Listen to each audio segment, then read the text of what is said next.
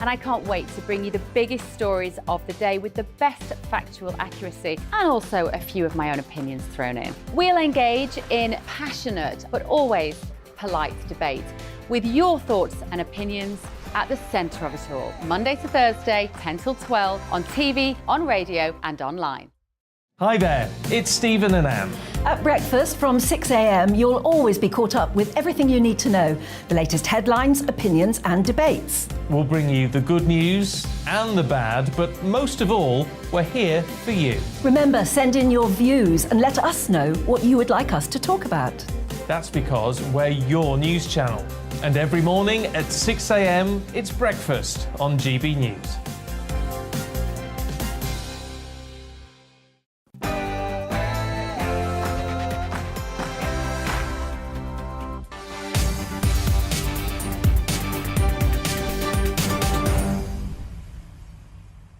Everybody, you're with me, Patrick Christys, on GB News, all the way through until 6 p.m. as we pick through the charred remains of Britain's economy. Isn't this just a socialist budget leading Britain headfirst into decline? I've got Tory MPs, Labour MPs, Lib Dem MPs reacting to it. Another big one for us today as well is that thousands of asylum seekers could be dumped in rural areas. So it's not exactly a good news day, people, but bear with it. In my view, Jeremy Hunt's autumn statement would bring a tear to a glass eye. Massive tax increases, spending cuts worth billions of pounds, 55% of people potentially worse off as a result. Hunt says that it will set us on a path to stability. But who are the big winners? People on benefits and the elderly. Who are the big losers? Everybody else. And what's to blame for this? Hunt is keen to pin it on Putin. I think it's lockdowns and our response to the pandemic.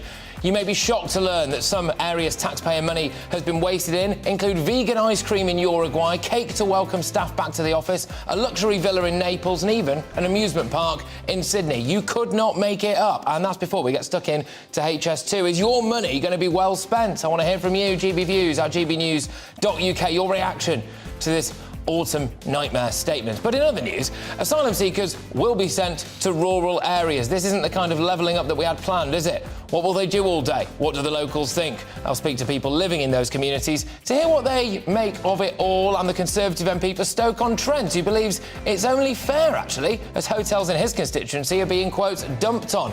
All of that to get stuck into, but now it's your news.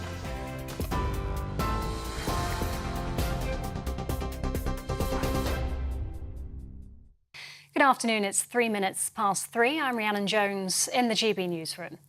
The Chancellor's delivered his plans to get the economy back on track as he acknowledges the UK's already in recession.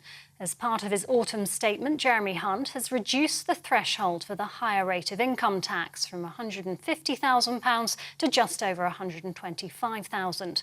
The state pension benefits and tax credits will rise in line with inflation by more than 10%. Millions of households will pay more in energy bills from April, the typical bill rising from £2,500 to £3,000 as the government reduces the level of support. And energy firms will be hit with an expanded windfall tax of 35%, up from 25%. The Chancellor has vowed to protect the poorest and believes his plan will help rebuild the economy. Our priorities are stability, growth and public services. From April, we'll continue the energy price guarantee for a further 12 months at a higher level of £3,000 per year for the average household. With prices forecast to remain elevated throughout next year, this will mean an average of £500 support for every household in the country. I can also announce that we will fulfil our pledge to the country to protect the pensions triple lock. Well, following the statement, Shadow Chancellor Rachel Reeves accused the Conservatives of failing to learn from decisions made over the past decade. This government has forced our economy into a doom loop, where low growth leads to higher taxes, lower investment and squeezed wages, with a running down of public services, all of which hits economic growth again. And instead of learning from the mistakes of the last decade, they're simply repeating them. We need to break free from this vicious cycle of stagnation with fairer choices and a proper plan for economic growth. Well, our economics and business editor Liam Halligan outlines for us how the proposed savings will be made. consolidation, if you like, the combination of tax rises and spending cuts is £54 billion in round numbers. Of that £54 billion mark, and again, we'll be outlining this over the coming hours, so people don't need to fret. Out of that £54 billion, £24 billion of that is tax rises, largely taken by windfall taxes, by the way. 14 billion of the 24 billion is windfall tax, and then 30 billion pounds of spending cuts. But crucially, my final point is those spending cuts weren't really outlined. It was all about slowing the rate of increase of spending rather than pointing at particular departments and saying you're going to get less money. In other news, to Ukraine, an agreement has been reached to extend the Black Sea grain deal by around 4 months. The deal, initially reached in July, eases Russian blockades on Ukraine's ports, which had been preventing the export of food and fertilizers. Ukraine plays an important role in global food supplies, previously exporting up to 6 million tonnes a month. UN Secretary-General Antonio Guterres has welcomed the decision. And in the US, Republicans are projected to have won a narrow majority in the House of Representatives. While the party's margin is slim, it may be enough to stall President Joe Biden's agenda for the next 2 years. It follows last week's midterm elections that many predicted to be a so-called red wave that failed to materialise. And Democrats will retain control of the Senate. Back here, Royal Mail has asked the government if it can cut its letters service to 5 days a week, putting an end to deliveries on Saturdays. It's after the business unveiled hefty losses in the first half of the year, strike action weighing heavily on the firm, with further walkouts expected in the coming weeks. Parcel services would continue to run on all days of the week. A 51-year-old man has been jailed for life for the murder of his ex-girlfriend, Katie Kenyon. Andrew Burfield will serve a minimum of 32 years. He claimed he'd accidentally killed the 33-year-old when throwing an axe following a bet with her. The mother of two's body was found in a forest in Lancashire. She'd suffered multiple head injuries. And Security Minister Tom Tugendhat has been banned from driving for 6 months after he was caught using his phone at the wheel. The former Conservative Party leadership hopeful was stopped by police in April in Wandsworth in southwest London. At Westminster Magistrates Court this morning, he was given a £1,000 fine and 6 points on his licence. He'd already had 6 points from other offences, which led to the ban. This is GB News. We'll bring you more as it happens now, though. It's back to Patrick.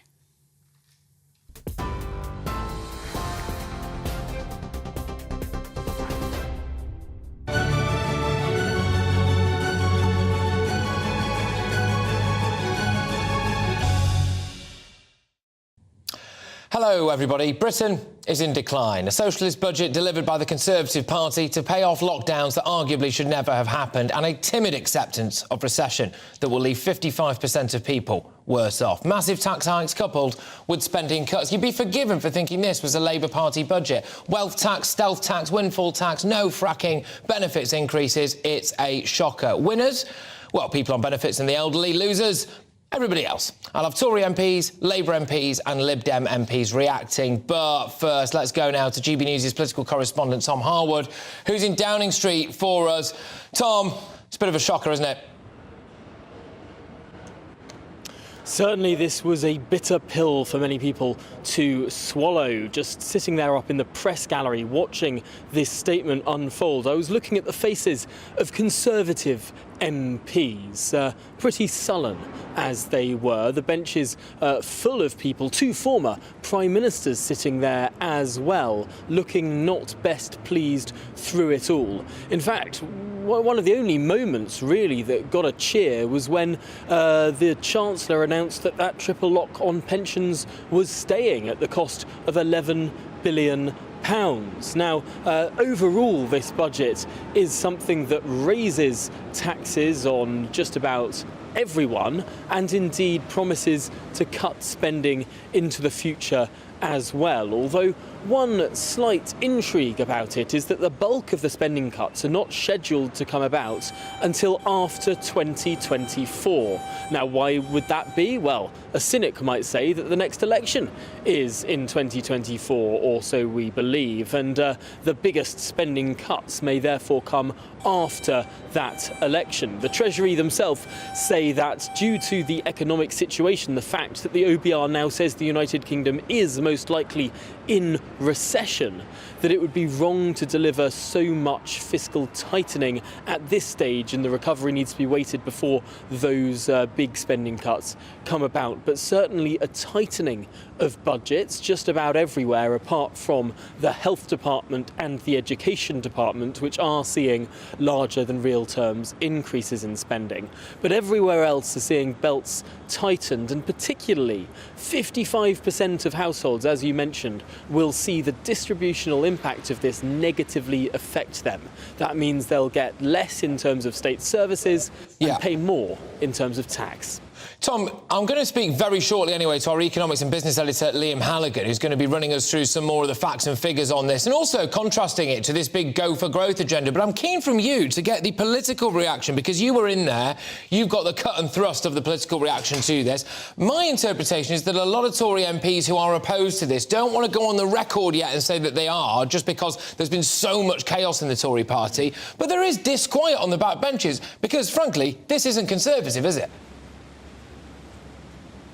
I think you've got the nail on the head there, Patrick. The mood in Westminster is frankly sullen. I've been moving and mixing with MPs for the last few hours in the wake of this statement, and I'll tell you what, not many of them look best pleased, not many of them look particularly happy. A lot of them look very glum.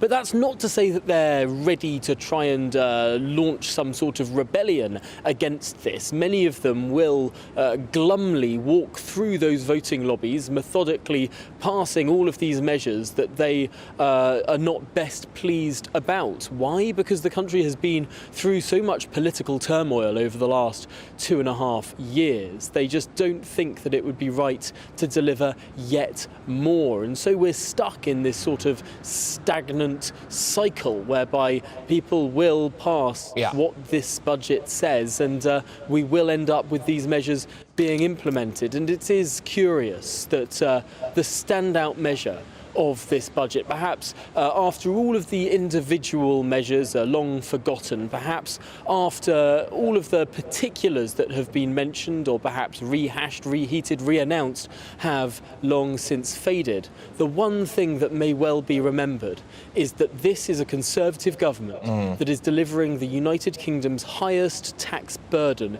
in recorded history. By 2023-24, the tax burden of the United Kingdom, the share of the economy eaten up by tax, will be the highest ever recorded.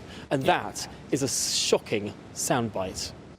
Tom Harwood, thank you very much, our political correspondent, just on the steps of Downing Street right there. I've got loads coming your way on this because we want to speak to real people. We are going to speak to real people, small business owners, people in rural areas, the elderly, the young. We want to see how it's affecting you individually. I'm asking the big questions. Actually, what's to blame for this? They want to pin it on Putin and the war in Ukraine. How's that had an impact? Is it actually about lockdowns and paying that off and a catastrophic response to the COVID crisis? Who are the big winners? Who are the big losers? And are Labour and the Lib Dems on a bit of a sticky wicket? Because, frankly, where's their point of difference now? Are they playing politics and, indeed, political roulette with people's lives? But let's get the lowdown on this right now with an expert. It's economics and business editor Liam Halligan with On the Money. Liam, a lot of people scratching their heads today and feeling poorer already. They are indeed. These are really substantial tax rises, albeit Jeremy Hunt has hidden them behind stealth taxations, freezing tax thresholds, the threshold at which you start paying income tax at 20%, about 12.5 grand. That will be frozen until 2028. The threshold at which you start paying the higher rate of tax, around 50 grand, you pay at 40% then. That will be frozen until 2028. The very top tax threshold at 150 grand, lowered to 125 grand. All kinds of thresholds frozen. Inheritance tax, capital gains tax, dividend tax, the threshold over which you don't get any child benefit, even if you have kids. Lots and lots and lots of stealth taxes that add to the £24 billion of tax rises overall, part of a broader £54 billion of fiscal consolidation. So that's £30 billion of spending cuts. But we don't know where those spending cuts are going to fall, which departments. We don't even know when they're going to kick in because, again, Jeremy Hunt hasn't told us. And I just want to ask you, before I throw over to a Lib Dem MP, actually, Liam, did we need to do this? Well, I think we're over-egging the extent to which our fiscal, our public finances are weak. Yes, of course, they need to be consolidated. And yes, of course, we need to be very careful with our spending decisions. But I'll say what I said in the last hour, Patrick, because I think it's important. The UK government's borrowing costs were significantly lower this morning than they were even before the mini-budget, which was supposed to have done so much damage, much lower than in the US. And there is a danger here that I think we're overstating the extent of this fiscal weakness, which means we're then overstating the tax rises we need and the spending cuts we need. No other major country in the world, Patrick, is lowering spending and raising taxes to the extent that we are into the teeth of a recession, which we now know, courtesy of the Office for Budget Responsibility, is now upon us. Liam Halligan, thank you very, very much. Our economics and business editor. We'll be going to him throughout the show as much as we can to get that insight and, frankly, as well, maybe a slightly alternative take on proceedings that you will get elsewhere. Let's just see what Liberal Democrat MP for Richmond Park, Sarah Olney, has made of Jeremy Hunt's statement. Look, thank you very much, Sarah. Great to have you on the show. OK, so an uplift in benefit payments, the wealthy paying more tax, £6 billion on insulation, no growth, no fracking, windfall taxes. You must be pretty happy with this. Hi there. No, I mean, really, what we've seen and the OBR has proved is that we are going to see every person in this country is going to be paying more taxes, and that's at a time when we're already seeing record cost of living increases on things like food and fuel, and that people are paying higher interest rates on their mortgage. And the OBR have confirmed in their analysis that we are going to see a 7% fall in living standards. And that's a record. We've never seen anything like that before. So I don't think there's anything at all to be happy about. Well, where would you make a point of difference in all of this then? Where would you find the money on? What areas would you cut spending on? Well, we've been saying for over a year that we need to be levying a proper windfall tax on the oil and gas companies. They've been making record profits while we've been seeing wholesale gas prices go sky high as a result of Putin's illegal invasion of Ukraine. And we've been saying for over a year that those needed to be taxed, and we would have raised 60 billion by our figures over 3 years with a windfall tax. And that would have obviously gone a long way to helping us pay for public services. But I think it's worth pointing out that actually a lot of the problems we're seeing today is as a direct result of the Conservatives' atrocious mismanagement of the budget. The Resolution Foundation yesterday estimated that 30 billion of the fiscal black hole is a direct result of the September mini-budget. OK, all right. Well, look, just on that, a couple of things. Let's just continue with the windfall tax element whilst we're on that, I suppose, really, because some people would argue that people such as yourself, the Liberal Democrats, have been against Britain, really, trying to be self-sufficient when it comes to energy. And so we're having to import things from elsewhere anyway. Surely we could have done things like fracking or nuclear, which you're against. And now that's ended up costing us quite a lot of money, hasn't it? No party has done more to promote renewables in this country than the Liberal Democrats. It was when Ed Davey was Secretary of State for Energy and Climate Change that we really accelerated the increase of renewable energy in this country. And we've seen it grow and grow. We're a market leader now in the world in renewable energy, and there is so much more possibility to expand that in wind, in solar, in tidal. And we have always pushed for more energy from renewable sources. You of playing politics by blaming absolutely everything pretty much on Liz Truss and that fateful going for growth budget. The reality is our response to the pandemic and the lockdowns had a huge amount to do with where we are right now. And last time I checked, I think, would you not have locked down for harder, faster and longer? Did you really oppose much of what the government was doing there? That's really the big source of the black hole, isn't it? Well, there's no doubt we're still carrying a lot of debt due to some of the spending decisions we needed to make during the pandemic. But I think it's very clear to see that an awful lot has been wasted in fraud. Just looking at the furlough scheme and the bounce back loans, I think I sit on the Public Accounts Committee, and we found, I think, in our investigation about £18 billion worth of fraud just from the bounce back loan scheme.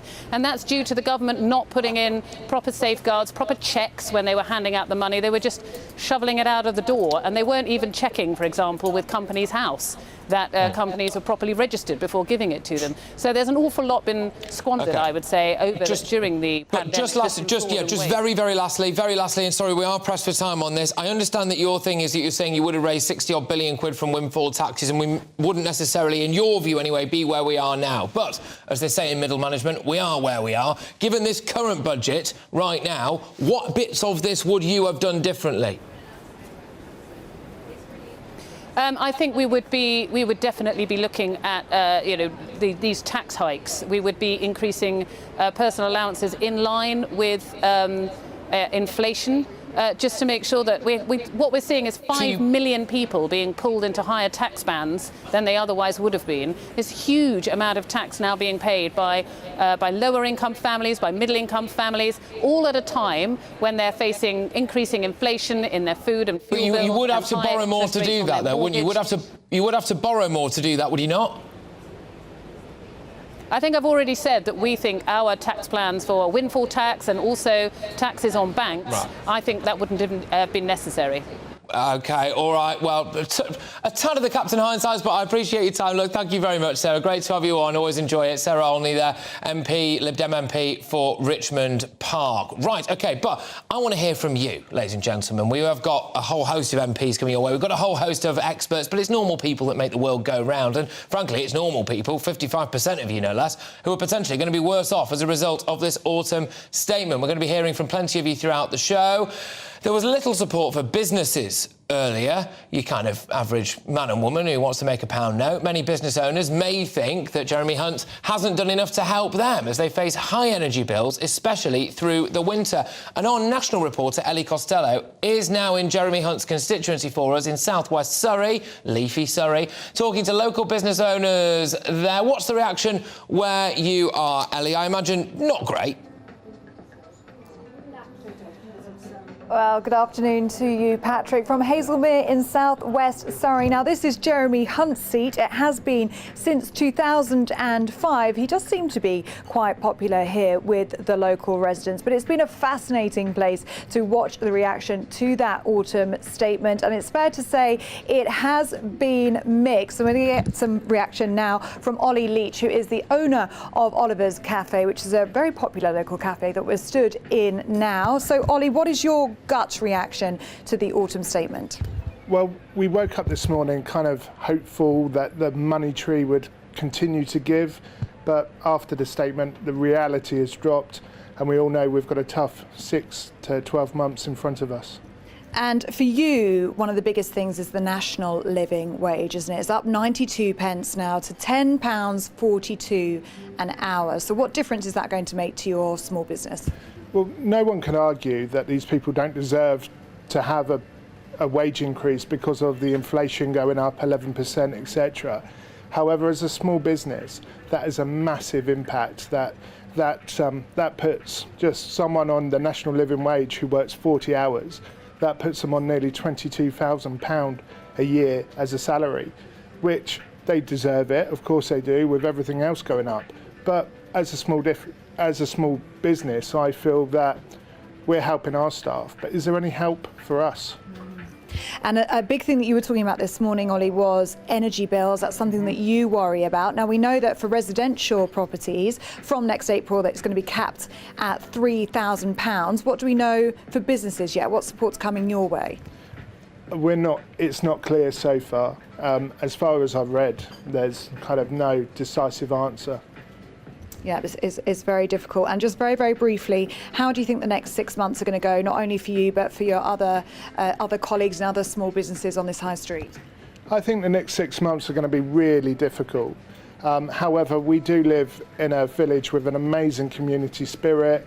They've always backed local independent businesses. So, you know, OK, we haven't had an awful lot of help from the government this time round, but the local community will back us, so we will be fine.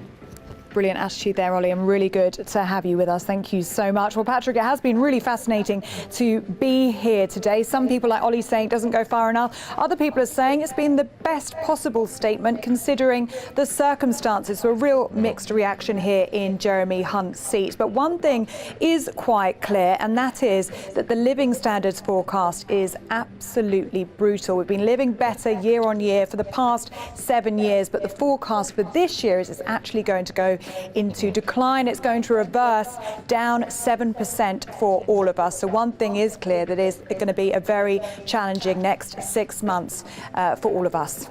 Ellie Costello, thank you very much. They're talking to real people out and about in Jeremy Hunt's seat, no less. The emails are flooding in, gbviews@gbnews.uk. A lot of criticism from people saying that, actually, hang on a minute, this is not a Conservative Party budget. I have had a chap called Mr Lowe on. He's saying, Patrick, just because the triple lock has been secured doesn't mean that pensioners are the winners. Working people earn much more than us. Take it on the chin. I understand that. I'm just saying that pensioners haven't been clobbered. I don't think they should have been. In fact, I'm speaking in the next hour to a 90-year-old chap who can tell me all about how he feels about this particular budget. So don't worry, I'm not bashing the old silver voters. No, I would never do that. But let's move now on to our East Midlands reporter. He's in his natural environment. It's Will Hollis in the wild, and he's in a pub. There we go. Good stuff, Will. It's the Horse and Jockey pub in Stapleford.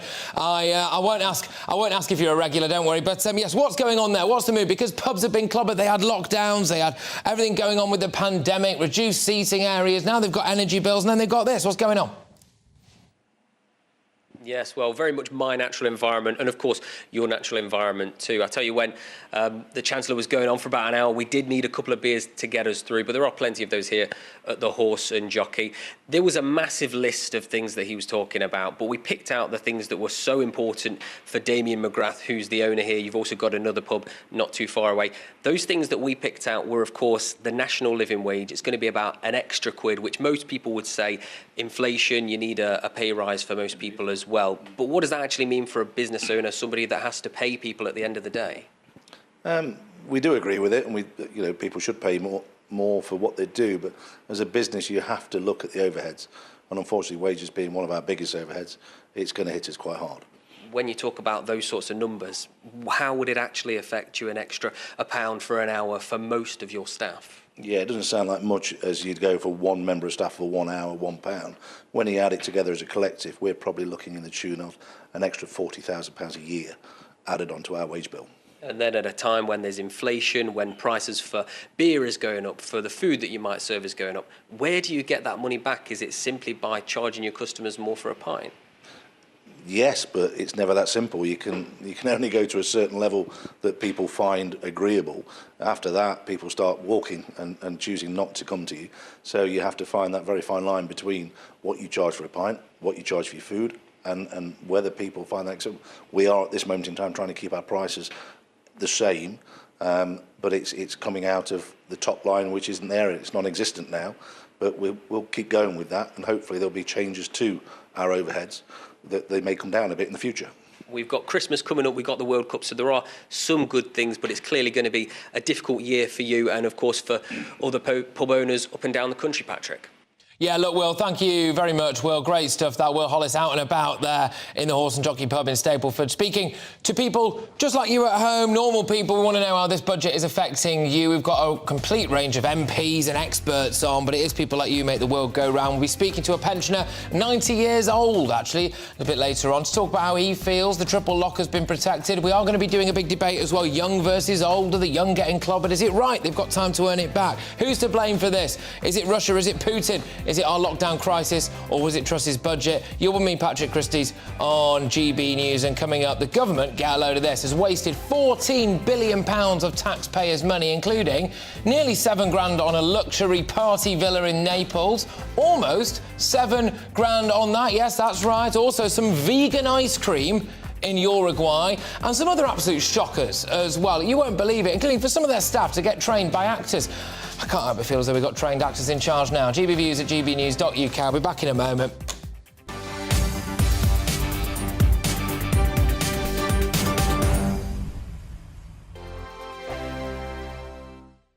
Every morning from 6 o'clock, we'll wake you up with GB News Breakfast with all the stories you didn't know from the night before. So whether it's serious news, entertainment, or your own views from all over our great nation, we're here to kick off your day with a smile. The national media should be reflecting and reporting what's happening here. You will notice the northwestern accents.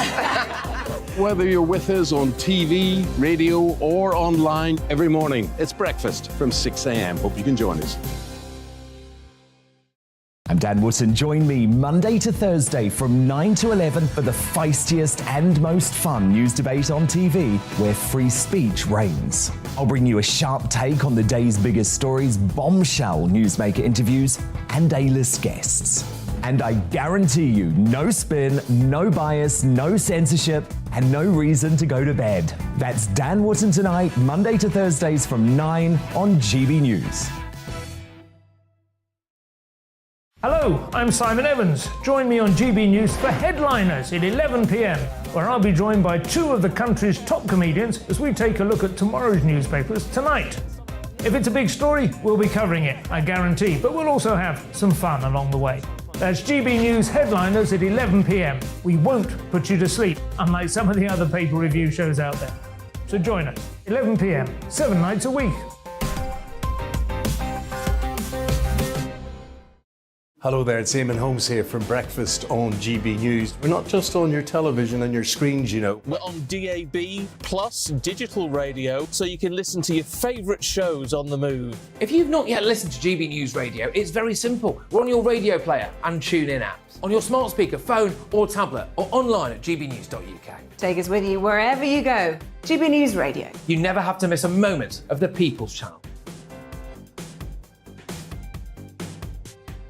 Join me, Arlene Foster, for the briefing on GB News. Every Friday at 3 p.m, I'll give you all the latest political news and analysis, and we'll have robust live debate. To make sure that you're caught up on all of the biggest issues of the day, we'll bring on experts in their field. I'll ask the questions that you'd like to ask. We're not afraid to tackle discussions from all perspectives, including yours. Don't forget, the briefing with me, Arlene Foster, every Friday at 3 p.m. on GB News. Hello, I'm Alastair Stewart, and I'd invite you to join me at noon on Saturdays and Sundays for Alastair Stewart and Friends.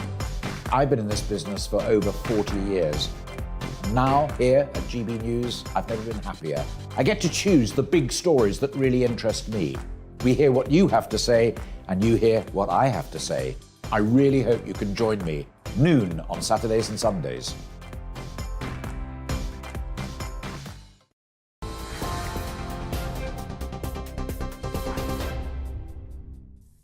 Welcome back. It's 3:32. I'm Rhiannon Jones in the GB newsroom.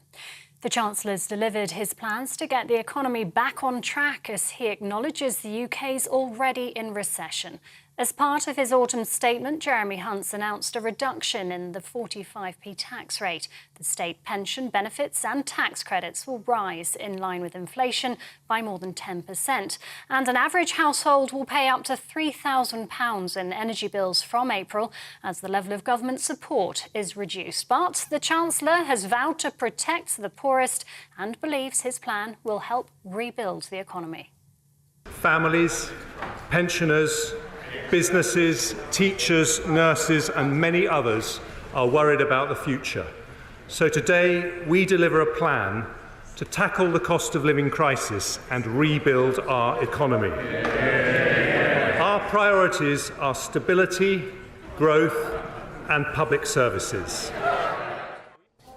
The Royal College of Nursing says it will announce strike dates for December if the government fails to open up detailed negotiations on pay. Last week, members voted to strike at the majority of NHS employers across the UK. The RCN's campaigning for a pay rise of 5% above the rate of inflation. And Royal Mail has asked the government if it can cut its letter service to 5 days a week, putting an end to deliveries on Saturdays. It's after the business unveiled hefty losses in the first half of the year, strike action weighing heavily on the firm, with further walkouts expected in the coming weeks. Parcel services would continue to run on all days of the week. TV online and DAB plus radio, this is GB News. Patrick, up next.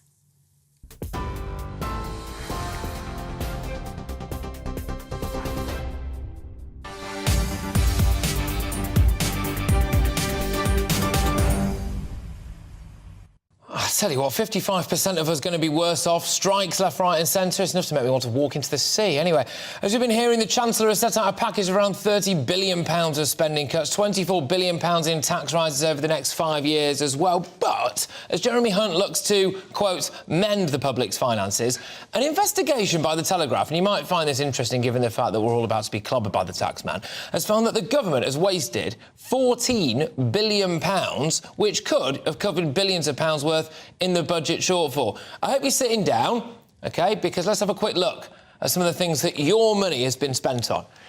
£6,836 on a luxury party villa in Naples.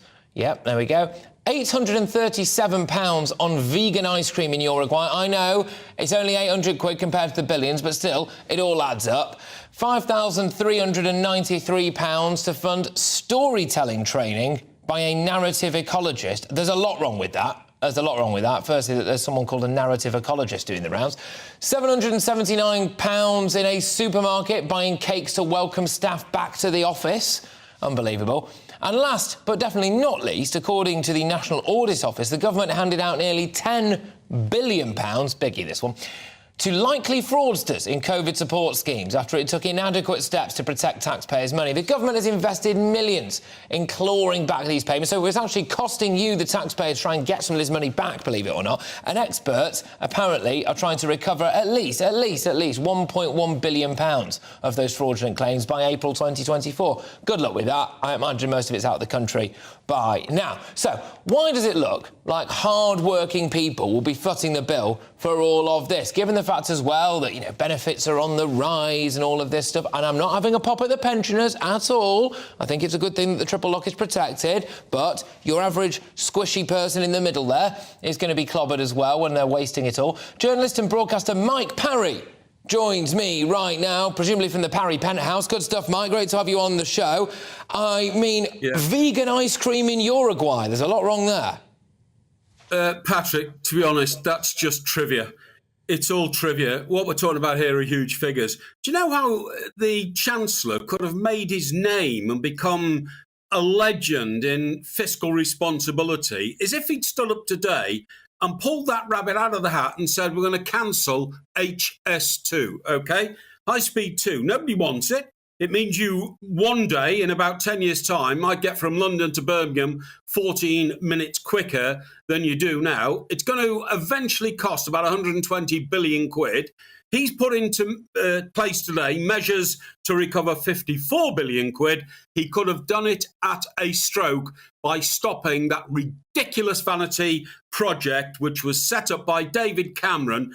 And there've been Conservative Prime Ministers ever since David Cameron have all supported it and said it's great. He mentioned today that his fiscal statement was all about getting the country back onto line. He mentioned the word growth. There is no growth in that whatsoever. No growth whatsoever. Where's the growth coming from? And by the way, go on. Well, just on that, Mike, because before we get stuck back into some of the numbers on this, you mentioned there that there's no growth. And what I see there is a devastating lack of belief in Britain, a tepid acceptance of Britain in decline. And that really angers me. Yeah, no, I totally agree. We got out of Europe. The Brexit vote got us out of Europe so we could independently manage our own economy, manage our own borders, which obviously is a huge challenge to us at the moment.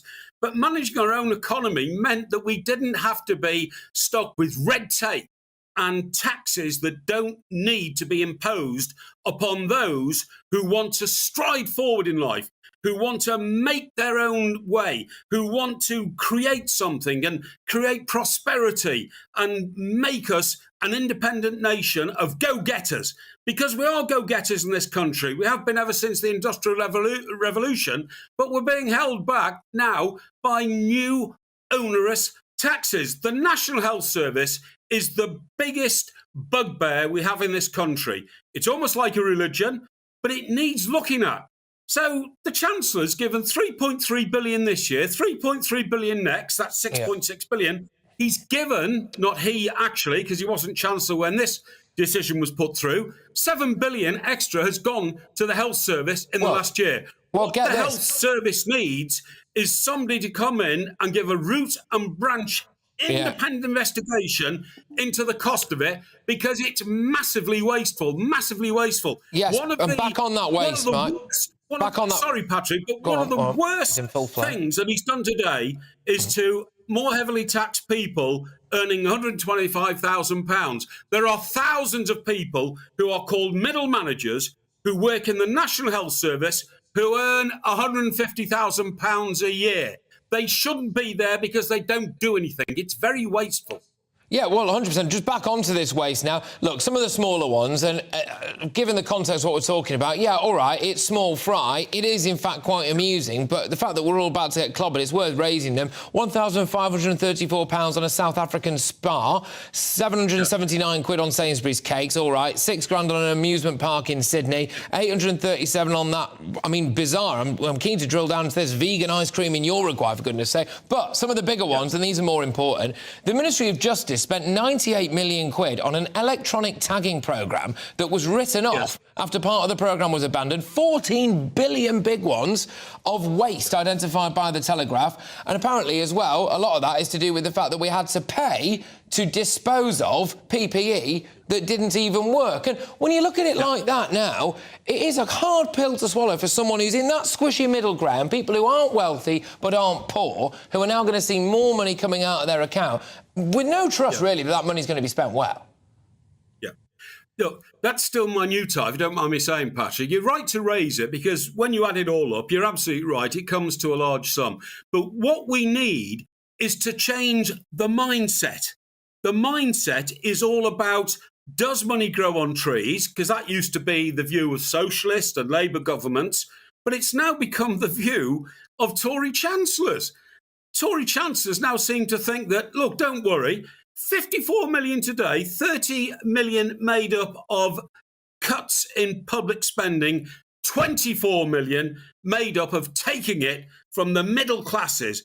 You've quite rightly said, Patrick, people like me, I consider myself to be working class. I consider myself to be a man who gets out of bed at 5:30 every morning and probably won't finish work till 6 o'clock at night, so I can earn my own way. Did you know there are 5.5 million people in this country who draw benefits from the government?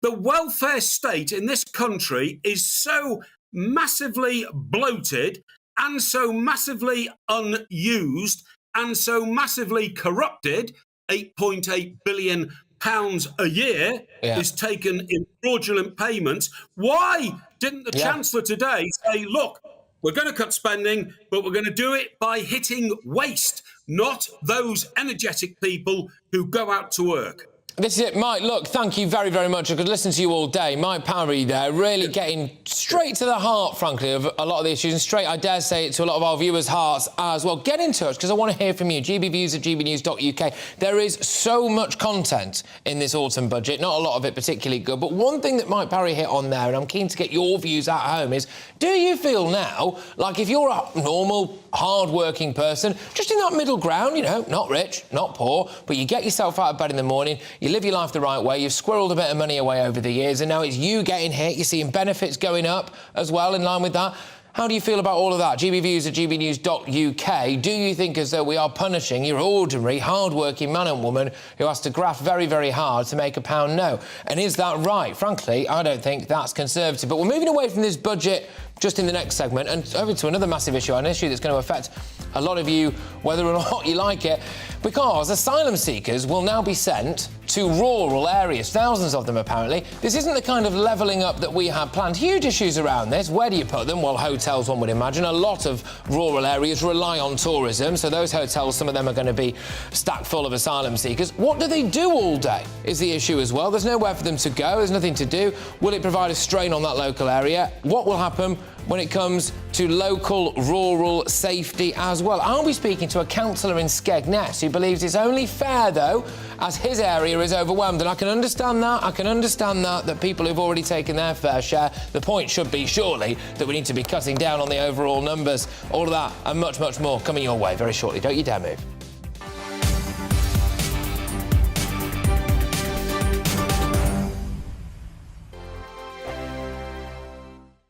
Monday to Thursday nights on GB News. At 6, it's Dubes & Co. 7 o'clock, Farage. At 8, join Mark Stein. And at 9, Dan Wootton Tonight, followed by Headliners. On TV, radio and online.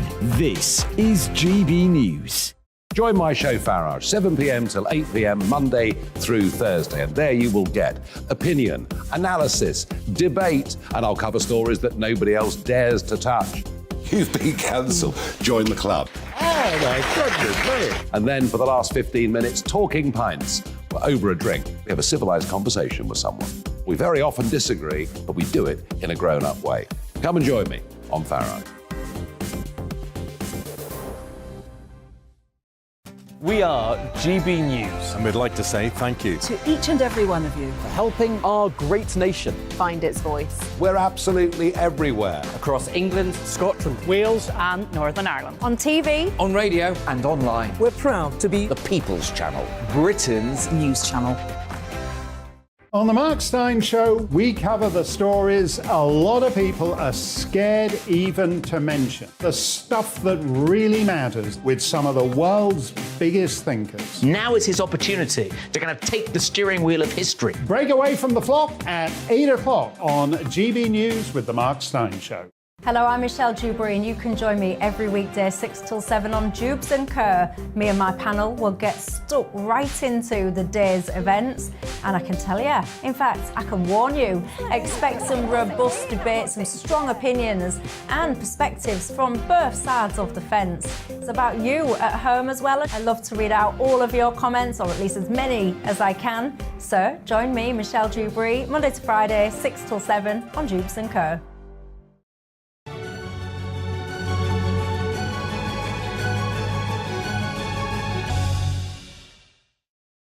Welcome back, everybody. Yes, it is this autumn statement special. Later on, though, we are going to be talking about the fact that asylum seekers are, in some people's words, going to be dumped, thousands of them in rural areas. Lots to talk about there. But let's just return to the big one of the day, because the Chancellor's autumn statement will have consequences for the pound in everyone's pocket. 55% of people, apparently, are going to be worse off. Are you feeling poorer already? Do you think it's fair? Amongst other measures, it was confirmed that the state pension would rise in line with inflation. Local authorities will now be able to raise council tax by 5% without holding referendums, and there would be a reduction in the threshold at which the top rate of tax is paid. Benefits, of course, are also going up. So the winners, it could be argued, are people on benefits and the elderly. What do you make of that? But it's opened up an interesting debate for us, and one that's been raging, and one that I know our viewers and our listeners care about a lot, which is that actually, who's getting clobbered, and is it right? Is it the younger people, or is it the older people? Do the younger generation owe the older people a debt of gratitude? Should we look after people in their dotage? Or actually, you know, are the older generation sitting on a little bit of wealth and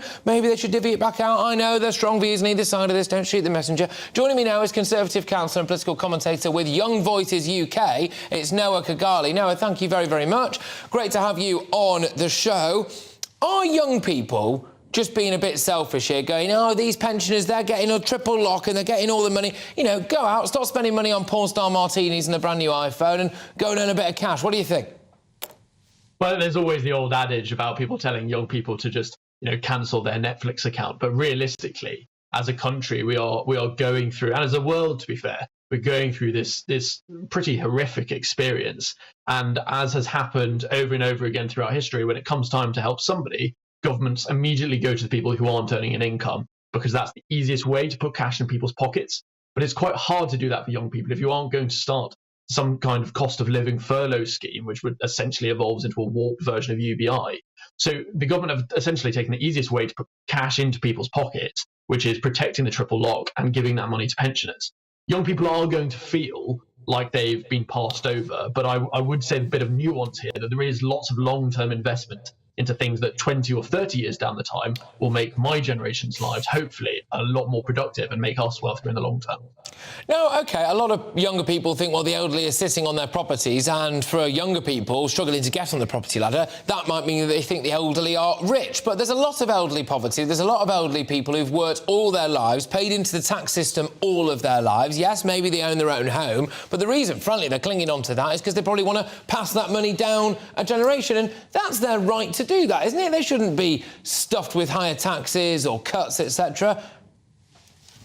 Absolutely. I think it was something that would have been quite nice to see, and might be nice to see moving forward when we're beyond the current situation and this current political climate, is a change to the way that inheritance tax works. And if we're going to be making sure that our older generations are really comfortable now, and we've got that intergenerational dynamic, which is really important not only in our political environment, but also our communities, that we enable them to give as much as they can down to their children and their grandchildren, and make sure that there's that flow of equity between generations. Because I think fundamentally what we should all be looking to do is making sure that, you know, lives are better for those that we leave behind when we pass away. So I get if that. our young people are going to be supporting our older ones, we need to make sure that they can do the same back.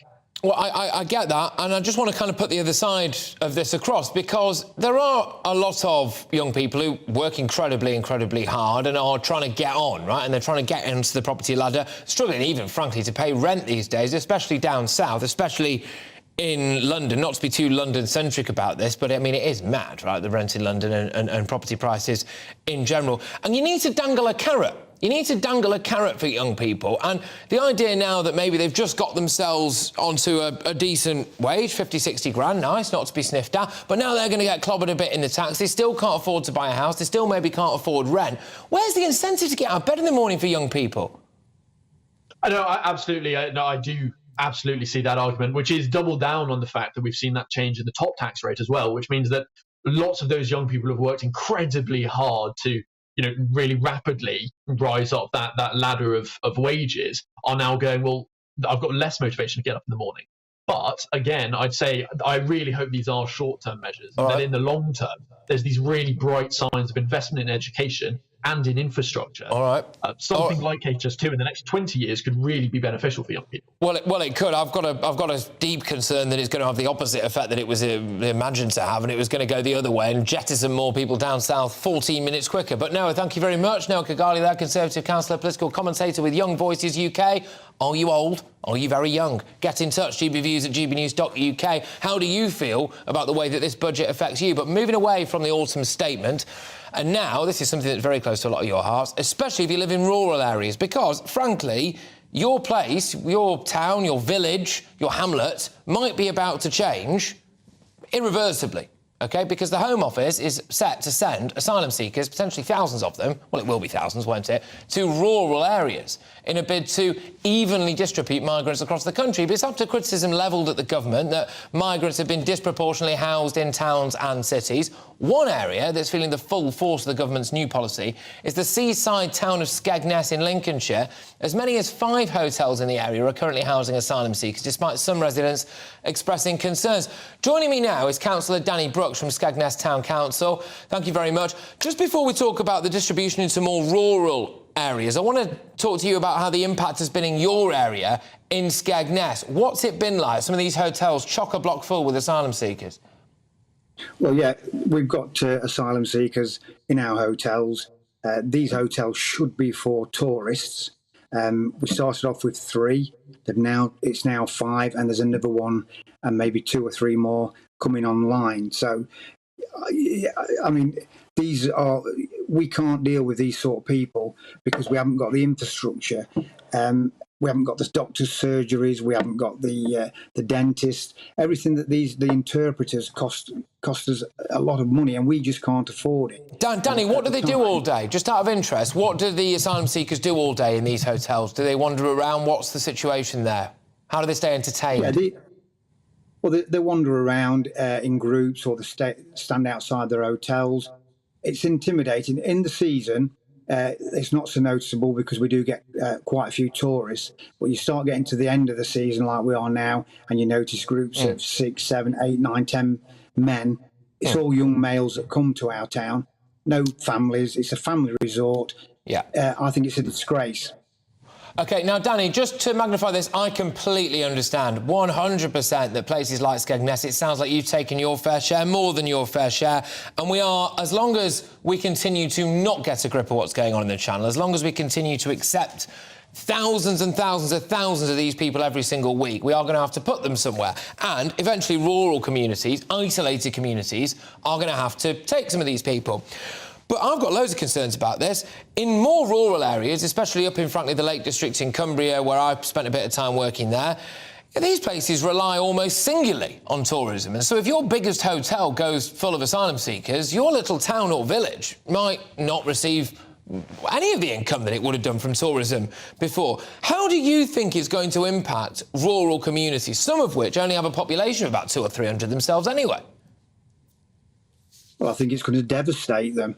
I think livelihoods, businesses, jobs will all be lost due to the fact that the government can't get a grip of its immigration policy. You know, there was voted in with, well, let's get Brexit done and control our borders, yet they're letting thousands of people in every day that the country can't deal with. And the cost over there and the security concerns. We're going to come on to a story later on in the show, in the final hour, about an asylum seeker who is allegedly accused of a very, very, very serious crime, a sexual crime, has gone missing, apparently now.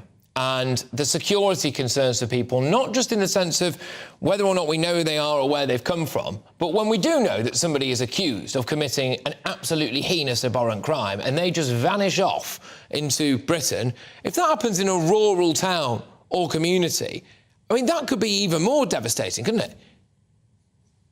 I think it's devastating wherever it happens, but certainly in a rural area.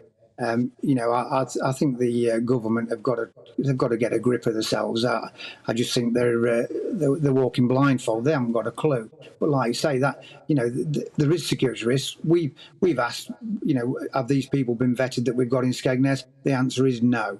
Nobody knows who they are or what they've done. So, you know, we're all in the same boat, but it's sinking fast. Yeah, indeed. And when it comes to local reaction, I understand Skegness is going to have a slightly bigger population than, I don't know, Grasmere in Cumbria or somewhere like that. But in some of these places, the number of asylum seekers could well outnumber the number of locals. That's probably not the case in Skegness, but I imagine there has been quite significant demographic change, hasn't there? Yeah, there has. I mean, we've got a population of 22,000, and I think they've increased the population with the asylum seekers by 3% or thereabouts, with allegedly more to come, because hoteliers are being asked if they will rent out their hotels for a couple of years to Serco, and you know, it's just you can see that particularly at this time of the year, 22,000 people isn't a lot of people, so the town's not overly busy. You see gangs walking about and it's intimidating. Yeah. All right. Look, Danny, thank you very much. Thank you for coming on. I want to talk to you again soon, actually, because this, unfortunately, is not going to go away anytime soon. Danny Brooks there from Skegness Town Council. He represents the Winthorpe ward, and he's had loads of residents telling him that they're worried about the asylum seeker hotel situation in those areas. The news is today that the Home Office is their big solution to this is to try to disperse them into rural areas. If you live in a town or a village, frankly, with a few hundred people as your population, expect that population maybe to double, expect that population to maybe be equal by a load of people in potentially the only tourism hotel in your town or village. How do you feel about that? GBviews at gbnews.uk. Loads more to come. All this reaction to the autumn statement as well. We're going to be speaking to a man in his 90s about how he feels about the pension triple lock being secured. How do you feel, though, about the money in your pocket or lack of? And who do you blame? Do you blame our response to lockdown? Do you blame Russia? Do you blame Brexit? GBviews at gbnews.uk. I'll be back in a tick.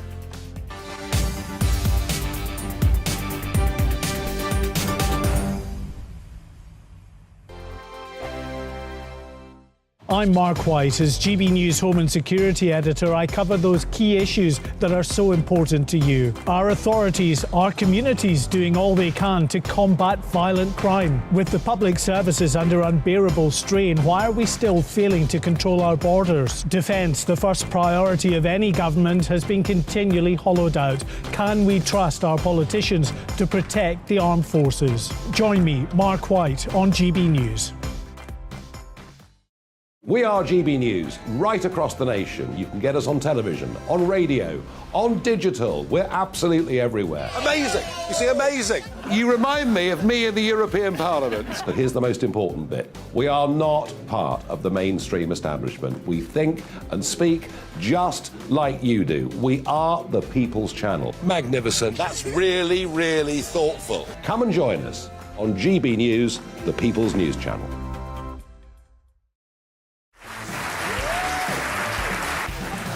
My name is Andrew Doyle.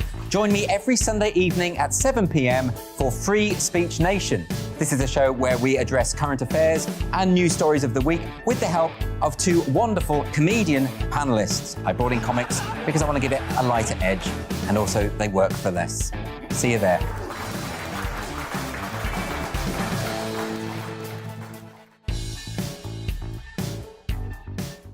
Join me, Arlene Foster, for the briefing on GB News. Every Friday at 3 p.m, I'll give you all the latest political news and analysis, and we'll have robust live debate. To make sure that you're caught up on all of the biggest issues of the day, we'll bring on experts in their field. I'll ask the questions that you'd like to ask. We're not afraid to tackle discussions from all perspectives, including yours. Don't forget, the briefing with me, Arlene Foster, every Friday at 3 p.m. on GB News.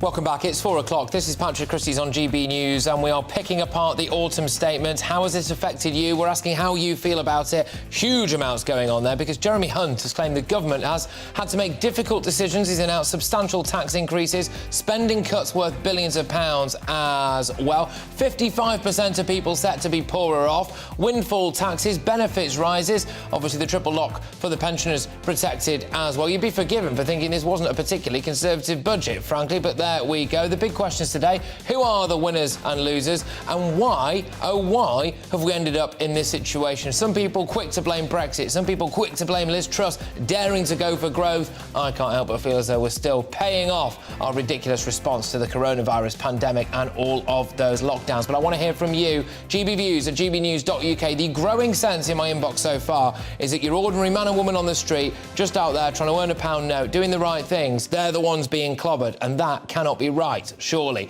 In other news, could migrants who've crossed the Channel to the UK soon be shipped off to our countryside? Reports this afternoon is that the Home Office is looking to secure a fairer distribution of migrants around the country. That means the small towns, the small villages, some of them potentially you would imagine with just one hotel predominantly designed for tourism, will now be at the coalface of this migrant crisis. Oh, and if that wasn't bad enough, a particular individual who's been accused of a very, very, very serious crime is now on the run. An asylum seeker accused of a serious crime on the run. Just gone missing.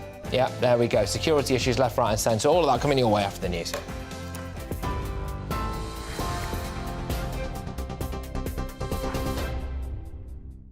Good afternoon. It's 4:02. I'm Tamsin Roberts in the GB newsroom. The Chancellor's delivered his plans to get the economy back on track as he acknowledges the UK's already in recession. As part of his autumn statement, Jeremy Hunt has reduced the threshold for the higher rate of income tax from £150,000 to just over £125,000.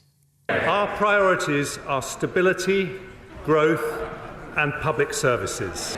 From April, we'll continue the energy price guarantee for a further 12 months at a higher level of £3,000 per year for the average household.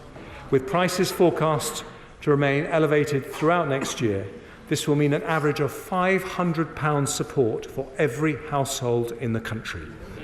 I can also announce that we will fulfil our pledge to the country to protect the pensions triple lock. Well, following the statement, Shadow Chancellor Rachel Reeves accused the Conservatives of failing to learn from decisions made over the past decade. This government has forced our economy into a doom loop, where low growth leads to higher taxes, lower investment and squeezed wages, with a running down of public services, all of which hits economic growth again. And instead of learning from the mistakes of the last decade, they're simply repeating them. We need to break free from this vicious cycle of stagnation with fairer choices and a proper plan for economic growth. The Office for Budget Responsibility has revealed that household disposable incomes are heading for their biggest fall on record as the tax burden hit its highest levels since the Second World War. In a fresh set of forecasts, the OBR says once rising prices are taken into account, people's incomes would drop by 7% in the next 2 fiscal years. The government's forecaster also says living standards won't recover to last year's levels for another 6 years. The Royal College of Nursing says it will announce strike dates for December if the government fails to open up detailed negotiations on pay. Last week, members voted to strike at the majority of NHS employers across the UK. The RCN's campaigning for a pay rise of 5% above the rate of inflation.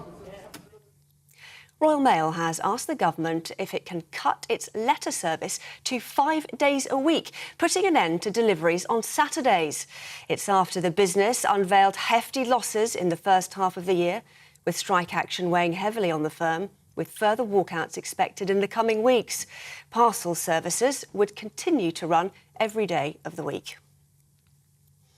A Dutch court has convicted 3 men for the murder of 298 people when shooting down a passenger flight over Ukraine in 2014.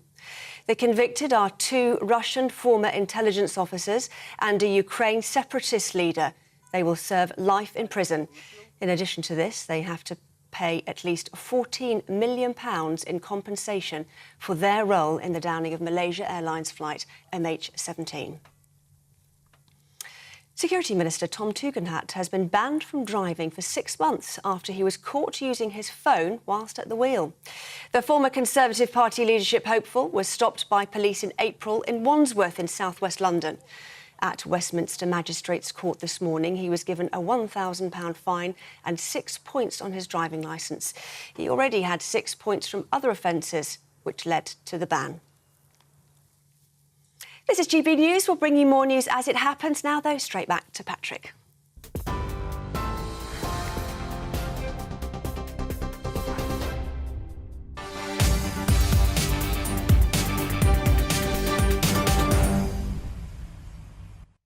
Well, unfortunately, it does look rather like Britain in decline, and the sad, timid acceptance of that. The Chancellor has been accused of pushing more people into poverty or even onto the streets. This afternoon, the founder of the Big Issue magazine, Lord Bird, said that austerity was too expensive for the country, warning that balancing the books in the short term means passing debts onto future generations. But earlier, Jeremy Hunt revealed tax rises, spending cuts worth billions of pounds during his autumn statement. He claimed it's to mend the nation's finances.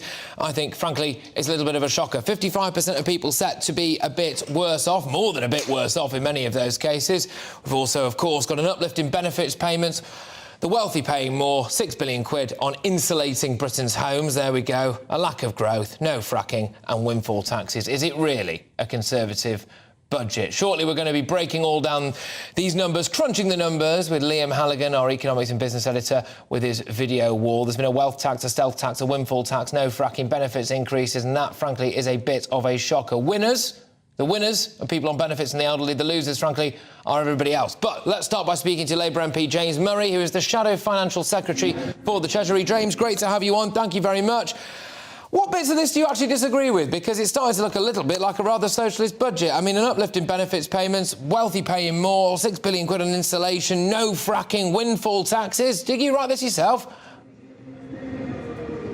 Well, look, we went into this autumn statement with 2 tests. Number 1, is it going to see the Chancellor making fairer choices about taxation in this country? And number 2, are we going to see a plan for growth? And actually, on both of those counts, he failed. You know, firstly, in terms of fairer choices, he introduced stealth tax rises on working people, talked about an increase in council tax and so on, but had nothing to say about some of the plans we've been pushing for weeks or months about fairer taxes, like scrapping the non-dom tax loophole, like really strengthening some of the loopholes. Just do me a favour, James. Just quickly, James. I don't know if you can hear me over that idiot behind you there with the blaring music, but just tell the nation where exactly you would make more cuts, though, because 55% of people apparently are going to be worse off. We're seeing a lot of people paying more tax. So where would you get the fairer taxes from? Is it just tax the rich more? Well, we've been setting out our plans for fairer tax for many months now. So I'll give you one example. An example is scrapping the fact that private schools get VAT relief on their fees paid. Now, if you scrap that relief, that would raise £1.7 billion. And, you know, it's actually quite astonishing that the Chancellor decided to defend the tax relief, the VAT relief for private school fees in the Chamber today. So there's one example. Another example, a non-dom tax loophole that was talked about a lot in relation to the current Prime Minister's family and so on. That's an obvious loophole which can be shut down because it's only used by people who live here and should be paying their fair share. But how much? Sorry, just quickly. But that's £2 billion. So say that again. How much? That's £3.2 billion for closing the non-dom tax loophole. So I'll give you some examples here, but the point is there are choices to be taken by the government, and the government is taking choices which are raising taxes on working people through their stealth taxes and their council tax increase, and they're not taking the choices that we're saying they should, which should make a fairer tax system. So not making private schools essentially, I suppose, avoid VAT, and non-doms, that brings you in £3 billion, but that's small change given the rest of it as well, isn't it? So what other areas would you be raising this money from, really? Because I don't quite understand how you would not end up cutting. What bits of this do you officially disagree with? Well, look, I think it's worth taking a step back and thinking about how this all adds up. And actually, the missing part in all this is a plan for growth. Because, as we've said time and time again, we're in a kind of doom loop. To quote the former Conservative Chancellor, a vicious cycle of stagnation is what the UK economy is facing. And this is a result of poor growth. And that's not just the result of the last few weeks and what Liz Truss did. This is the result of the last 12 years of the Conservative government, where our growth has been a third lower than the OECD average. And if you bring us forward to the current day, we are the only G7 economy which is still smaller than it was pre-COVID. And if you look forward over the next 2 years, our growth forecast is at the lowest of G7 and OECD countries. So there is a real record of failure to grow the economy there. And we've already heard business groups and so on come out today saying just there's quickly, nothing in what the Chancellor said to reassure them about growth. And there's no plan for growth. And without that growth, we're not going to get in a stable footing. You're being a bit disingenuous here, because Jeremy Corbyn's big financial package, which was basically dish out a load of taxpayers' cash to absolutely everybody, I don't really think that would have led to too much growth, would it? And presumably you backed that at the time.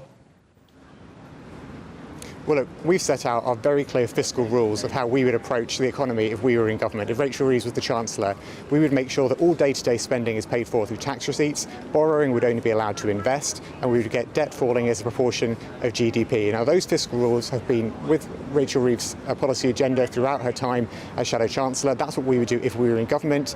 We are earning people's trust by showing that whenever we make a promise, whenever we make a pledge, it's fully funded and fully costed. And crucially, alongside that sound management of the public finances and financial stability, we have a plan for growth, and that would get the economy growing and get us out of this vicious cycle of stagnation that we've been stuck in for so long. Would it really get us growing, though? Because Liz Truss did stand just on the other benches before, and she was saying, it was all about growth, and Quantum was all about growth. But you guys completely poo-pooed that, and now a lot of people will be saying, well, £6 billion on insulation, no fracking, of course, like I've said, the wealthy paying more tax, a generous uplift in benefits payments as well. There's not a huge point of difference between Labour and the Tories on all of this, and I can't help but wonder whether or not the public maybe just see through what you're doing. Are you just playing politics with people's money now, really? Well, look, when Liz Truss set out her supposed plan for growth, which I think was the 7th plan for growth that the Conservatives had put out in the last 12 years, it was widely rubbished. It crashed the economy, and they've had to reverse almost all the measures when the new Prime Minister and Chancellor took over. So the Conservatives had no plan for growth, and today the Chancellor had an opportunity to set out a commitment to growth, and he failed on that front too. We've been setting out our plan for several months, how we would invest in green prosperity plan, which would see investment in zero carbon electricity sources, insulating 19 million homes across the country, making sure we're investing in the new technologies and new jobs that we need for the future. All of that would see the economy growing, and all of that would get us on a better economic footing as we go into the future. We saw none of that from the Chancellor today. So with unfair choices, with no plan for growth, they had nothing to offer. Just very, very quickly, you presumably would want to see less cuts, fewer cuts to public services, and in order to do that, you would have to tax people more, wouldn't you? So people now, 55% of people are going to be worse off. There would be more people worse off under Labour, wouldn't there? Well, we've set out whenever in the short term to invest money in public service. Well, we've set out in every pledge that we've made when we're spending money on public services day to day, we set out where we get that money from. So every pledge we make is fully costed and fully funded. Now, what we're also saying, though, is that we need a plan for growth, because that is the only way in the long term to fund public services and grow the economy sustainably. OK, look, thank you very much, James Murray there. That is, of course, Labour MP James Murray, Shadow Financial Secretary to the Treasury. Yes, he just about managed to shout over the idiot who shall not be named with a megaphone. I can't believe he's still allowed to do that. But anyway, there we go. Right, let's just take a deeper look at what this means for you. Let's cross to our business and economics editor, Liam Halligan, with On the Money.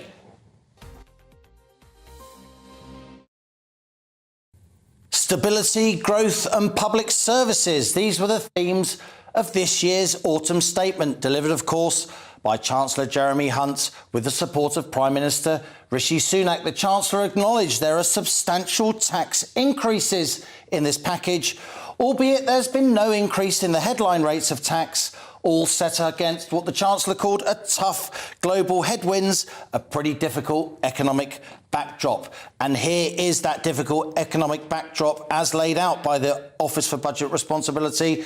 The UK is now in recession, says Britain's fiscal watchdog. GDP growth this year will be 4.2%, but that overwhelmingly reflects the post-COVID bounce back we saw in the first 6 months of 2022, compared, of course, to the first half of 2021 when we were still in lockdown. But economic contraction is now happening this autumn, and that's why it will continue into next year, with GDP contracting by 1.4% in 2023, says the OBR. That's roughly similar to the downturn that we saw back in 1991, and it's about a third of the downturn we saw after the global financial crisis in 2008. Cost of living squeeze, that will continue, says the OBR. Price rises will be ongoing. We're going to see inflation during 2022 averaging 9.1% for the year as a whole. It will slow to 7.2% next year. That's still historically pretty high, with the prices of goods and services that we rely on increasing into next year as well. The big economic picture here as a result of this autumn statement, there'll be a fiscal consolidation of £54 billion over 5 years. That's split £24 billion of tax rises and £30 billion of spending cuts. The tax rises, though, they're largely what the government's opponents would call stealth taxes. What we're seeing is tax thresholds being frozen until 2028. The personal allowance, after which you start paying income tax at 20%, that's going to be frozen until 2028 at £12,570. The higher rates will be frozen at £50,270. The top rates will be lowered, so you start paying 45% after £125,000 of earnings just over, rather than £150,000. I've done my sums, and it strikes me that if you earn £33,000, the average wage, you'll be paying an extra £2,500 in income tax by 2028. And if you earn over £50,000, you'll be paying an extra £6,500 in tax by that same year. But the big increase in taxes, it's not on income, it's on the energy companies, so-called windfall taxes on energy providers operating in the North Sea and elsewhere. Their profits will be taxed not at 25%, but 35%, in addition to existing rates of corporation tax.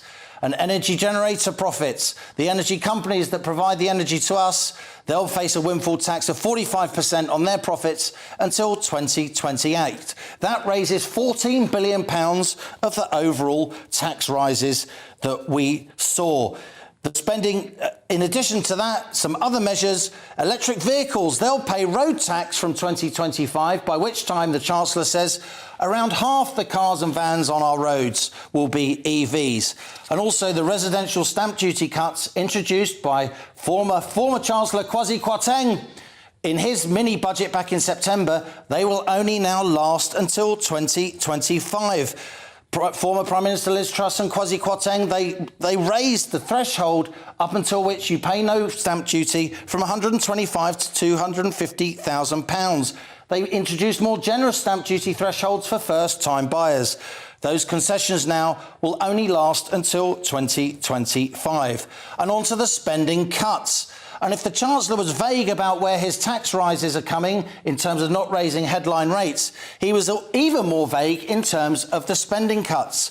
Spending will rise, he says, in real terms, that's after inflation, every year for 5 years, but a lower rate than we previously thought. We don't know when those spending rises will come in. We don't know what departments they will apply to. But we do know that the Chancellor has earmarked an extra £2.3 billion per year for the next 2 years for education. That's a 4% rise in the education budget, and an extra £3.3 billion every year for the next 2 years for the NHS. That's a 2% rise. The good news for lower income households is that benefits will be uprated by 10.1% a year. That was the rate of inflation in September. That will kick in from next April. And also, to cheers across the Tory backbenches, shooting Labour's fox, the Tories will implement their manifesto promise of the triple lock, increasing the basic state pension again by 10.1%, the basic state pension going up by £870 a year. Anyone who says there are easy answers, they're not being straight with the British people, said Jeremy Hunt. But is he being straight, relying on stealth taxes and also spending cuts that he won't outline? There's so much more in this autumn statement to get our teeth into. The energy price cap, that becomes less generous from next April, the cap going up from £2,500 to £3,000. And there's to be a clampdown on the economically inactive claiming benefits, the numbers of whom have soared.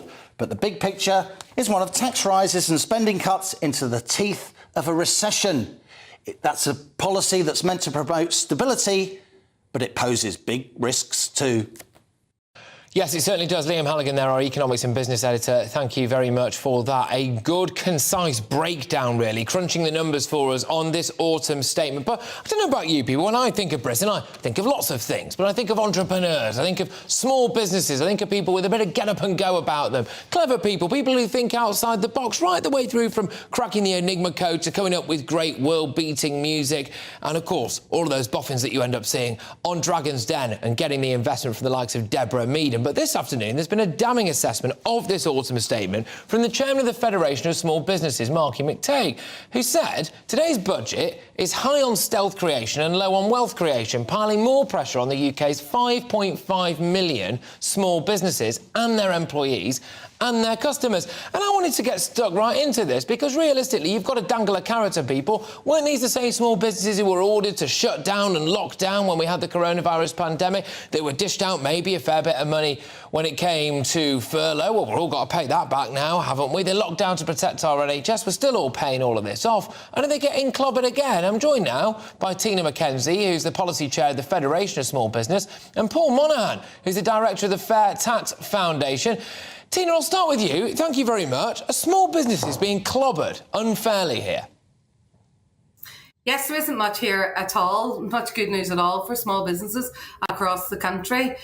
We've seen that other groups have been recognised and inflation has meant increases in spend, which in most cases, is perfectly understandable, but there's no recognition here for the extra cost for small businesses. It's a list of things that are going to become tougher for them, become more expensive, a lack of investment across the board, and a lack of support, I think, from the government.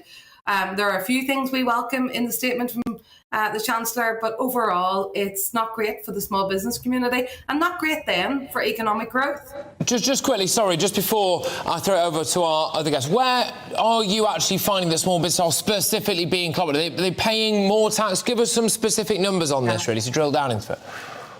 So, there's a list of things. So we know that the VAT thresholds have held at 85 grand, which with inflation, we know that's more pressure on small businesses, less likely to invest. The national insurance thresholds have been frozen. Also, the R&D's been gutted, and that's really for the SMEs, bringing in innovation. And that's a problem because that's where we get most of our innovation for. It hits big business, but also fuel duties going up next year. There hasn't been much with that, was hidden in the context. And also the slashing of the tax dividends in terms of the allowances. And that really hits small businesses. There's a list of things that's hitting small businesses on this.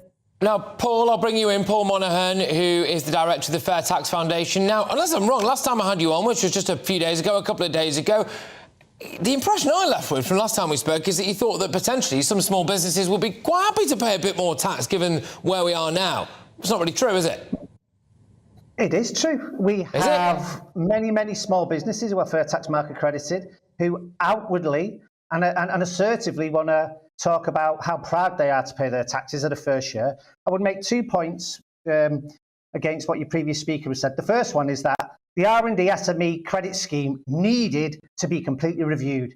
There's out of control fraud taking place. We've got small businesses claiming R&D credits for doing a new cocktail or a new pizza. That's not innovation. So even with these very measured changes, which will save $1 billion a year.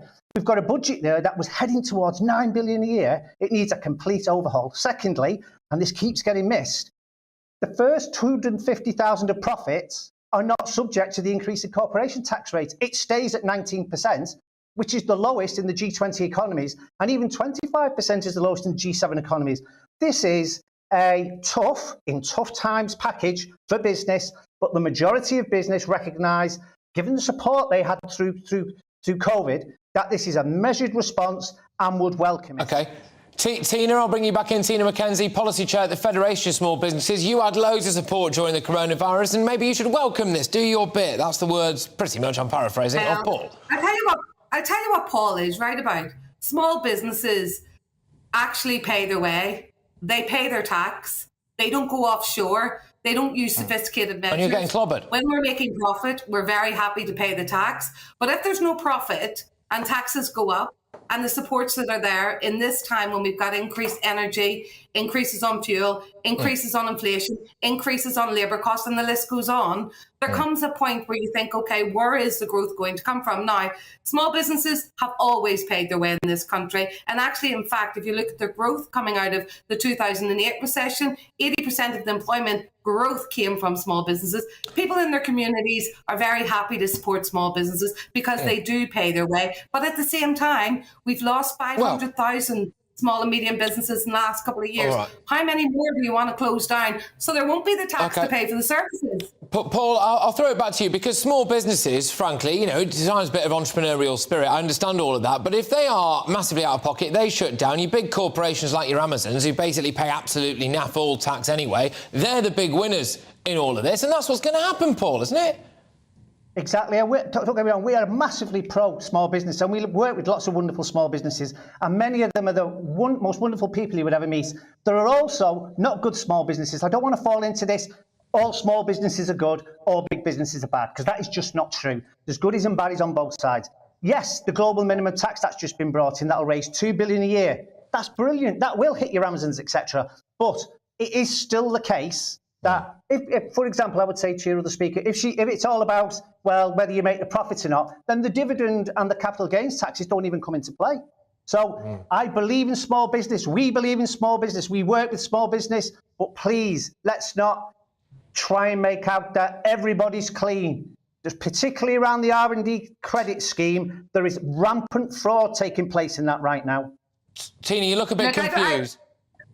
I don't think it's a matter of talking about people or small business people or any people about who's clean and who's not. At the end of the day, you don't mark legislation based on some people taking advantage of loopholes or whatever. You clear the loopholes and you deal with the people breaking it. You don't take away all the advantages in the thing altogether. Okay. But what I will say is you can have to be very quick, Tina. Small businesses are 17 million people in this country. They are the people that, if we close these small businesses down by not giving them some support, then where do we go from there? We've got to encourage them, protect them, just like we did through COVID, support them so we can pay for better services for the people across this country that really need it. I'm gonna have to go. Look, I am aware there, Tina, that I gave you both the first and the last word. So, Paul, I'm sorry. Unfortunately, we're very pressed for time, but I will have you back on, and I'm sure your case will come across loud and clear in that. As Tina McKenzie, the Policy Chair, Federation of Small Businesses, and Paul Myhan, the Director, Fair Tax Foundation. Good discussion, that, I thought. Ladies and gents, what did you make of it? I want to hear from you throughout the show, the impact, even, of this autumn statement on you. But there's been a lot of discussion about whether or not the elderly are getting a good deal, too good a deal, whether or not the young are getting too much of a bad deal. Let's bring in now one of our viewers, and it is 81-year-old George Wallace. George, thank you very much. Great to have you on the show. So, how has this autumn statement impacted you? The triple lock, I'm assuming you must be quite happy about. How do you feel about it all? I'm very pleased with the triple lock, of course. Inevitably with these things, as with all government handouts, they give it you with one hand and take most of it back with the other. But we seem to have done reasonably well as pensioners. Prices will be going up. My fuel bill will go up. I have to have a car because of where I am. Council tax will be going up, no doubt. So it's not quite as good as it looks. No. And the 10.1% increase, our heating, our energy costs have gone up by a lot more than that, and food has gone up by a lot more than that as well. Can I just ask, George, how do you feel... Sorry to cut across you, George, just for a bit press time. How do you feel, George, when some of the younger generation are saying, well, I can't afford my own house, and a lot of elderly people are maybe sitting on property, maybe they're sitting on some savings there, and some of the younger people are going to be paying the taxes. How does that make you feel when you hear that? It makes me feel relieved, frankly, but sad about what's going on. It's very nice to see they've put up the minimum wage. But of course, the government doesn't have to pay for that. The people's employers have got to find that money, and they're having more taken away from them as well. So there are massive savings to be made, but they don't appear, from my point of view, and it's my own point of view, they don't appear to be making them in the most obvious places. OK, where would you do it? Very quickly, George. I'm making you Chancellor for the next 30 seconds, George. Just tell me where. Tell me where you'd make the money. Oh, sorry, I've lost you, Patrick. Oh, it's all right. I was just saying, I'll make you Chancellor for the next 30 seconds, George. You said they could be making the money elsewhere or spending it better. Give me some examples quickly, George. Sorry, what was that? George, I'm going to have to let you get going. I'm sorry, George. All right, there you go. Look, George, thank you very much. 81-year-old George Wallace there, a GB News viewer. Unfortunately, we couldn't quite get... George, I'm convinced, had all the answers, but alas, we weren't able to get to him. But there we go. All right, well, what do you make of that, ladies and gentlemen? Certainly, a lot of people in the inbox, anyway, saying that they don't really feel like it's a massive negative at all. In fact, far from it, that the pensions triple lock has been secured. They got elderly people pay into their pension pot and pay their taxes all the way through their life. They should maybe be able to enjoy their retirement. However, there is some pushback from some younger people saying, well, they still can't afford to get on the property ladder, and they're finding it a little bit of a sticky wicket out there at the moment. This is Patrick Christys on GB News. Coming up, I'm going to be talking about how investing in the government has wasted billions of pounds. Yes, the government has wasted billions of pounds in spending. One example, £5,393 to fund storytelling training by a narrative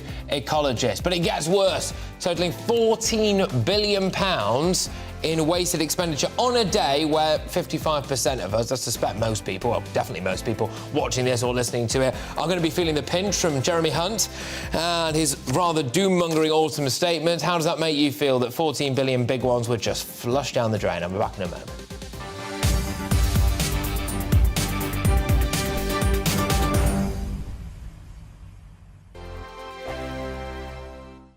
My name's Tom Harwood, and join me 9:30 a.m. every weekday for The Briefing, your one-stop shop for everything you need to know about what's going on in politics today. I wonder if this is a deal that might need to be like the biscuits in this factory, twice baked. Is there not an opportunity here to win out against the extremes? Tom Harwood, GB News. What are you going to do about it? Things should have been done differently, and they certainly are being done differently. Don't miss it. The Briefing with me, Tom Harwood, 9:30 Monday to Friday on GB News. Hello, I'm Alastair Stewart, and I'd invite you to join me at noon on Saturdays and Sundays for Alastair Stewart and Friends. I've been in this business for over 40 years. Now, here at GB News, I've never been happier. I get to choose the big stories that really interest me. We hear what you have to say, and you hear what I have to say. I really hope you can join me, noon on Saturdays and Sundays. I'm Mark Dolan. Join me at 11 on GB News for Headliners, in which I'll be joined by two of the UK's top comedians discussing tomorrow's papers. If it's an important story, we'll cover it, but we'll have some fun along the way. Headliners, the late-night paper review that won't send you to sleep like the others will. 7 nights a week at 11 p.m. on GB News.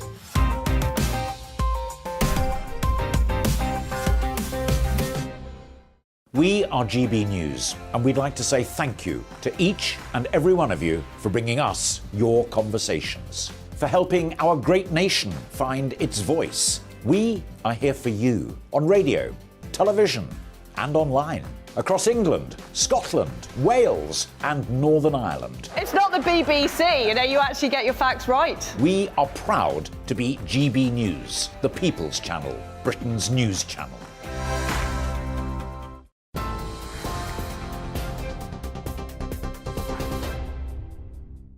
Hello, welcome back. I'm Tamsin Roberts in the GB newsroom with the headlines at 4:34. The Chancellor's delivered his plans to get the economy back on track as he acknowledges the UK's already in recession. As part of his autumn statement, Jeremy Hunt's announced a reduction in the 45p tax rate. The state pension benefits and tax credits will rise in line with inflation by more than 10%. And an average household will pay up to £3,000 in energy bills from April as the level of government support is reduced. But the Chancellor has vowed to protect the poorest and believes his plan will help rebuild the economy. Families, pensioners, businesses, teachers, nurses and many others are worried about the future. So today we deliver a plan to tackle the cost of living crisis and rebuild our economy. Our priorities are stability, growth and public services. The Royal College of Nursing says it will announce strike dates for December if the government fails to open up detailed negotiations on pay. Last week, members voted to strike at the majority of NHS employers across the UK. The RCN's campaigning for a pay rise of 5% above the rate of inflation. The Office for Budget Responsibility has revealed that household disposable incomes are heading for their biggest fall on record as the tax burden hit its highest levels since the Second World War. In a fresh set of forecasts, the OBR says that once rising prices are taken into account, people's incomes would drop by 7% in the next 2 fiscal years. The government's forecaster also says living standards won't recover to last year's levels for another 6 years. TV, online and DAB+ radio, this is GB News. Now, back to Patrick.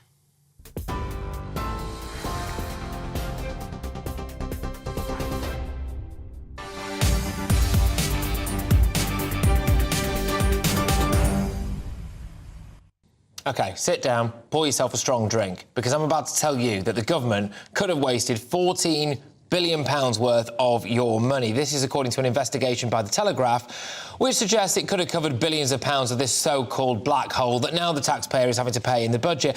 I'm very keen to not come across as, you know, oh, we're always Tory bashing this, that and the other. Far from it. And it's also worth saying that this is a budget that one would assume that the Labour Party and the Lib Dems are also pretty happy with. In fact, they are, because we've spoken to two of them already, which I think tells you everything you need to know about this budget. But it is a bitter pill to swallow, isn't it, when we're about to have £30 billion worth of spending cuts, £24 billion in tax rises, 55% of people set to be worse off.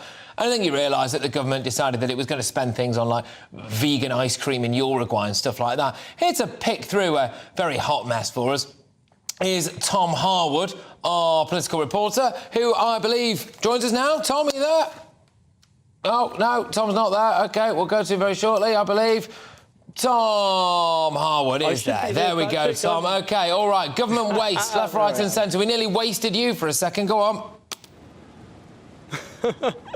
Yes, no, it is an extraordinary number, more than £10 billion that the Telegraph has uncovered here. Now, there's lots of different components of it. Of course, there's a lot of well-publicised components. We've heard, of course, about the amount of PPE that couldn't be used at the height of the pandemic, but beyond that, and the COVID fraud that is also contained within that number, there's lots of other areas that are particularly interesting. Of course, there's the headline-grabbing £6,000 spent on a villa being rented in Italy. That's a curious use of taxpayers' money for the benefit of the civil service. But more than that, of course, there's all sorts of people that have been brought in to do away day, training days for the civil service, storytelling, that sort of stuff. But then we get to the larger bits of money that people may not have heard about. £100 million wasted by the Justice Ministry on an ankle tagging programme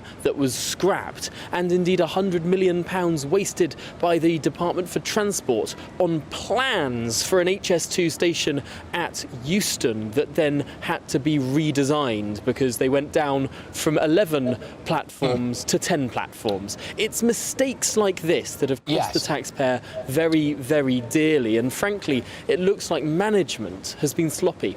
Yeah, indeed. Now, Tom, stay there, because I'm just going to run people through a graphic now which shows some of the areas of wastage. So, get this, £6,836 on a luxury party villa in Naples, so almost £7,000 on that. Now it's over to this world-famous vegan Uruguayan ice cream, £837. I know this is small change, but let's be honest, it does all add up eventually. £5,393 to fund storytelling training by a narrative ecologist.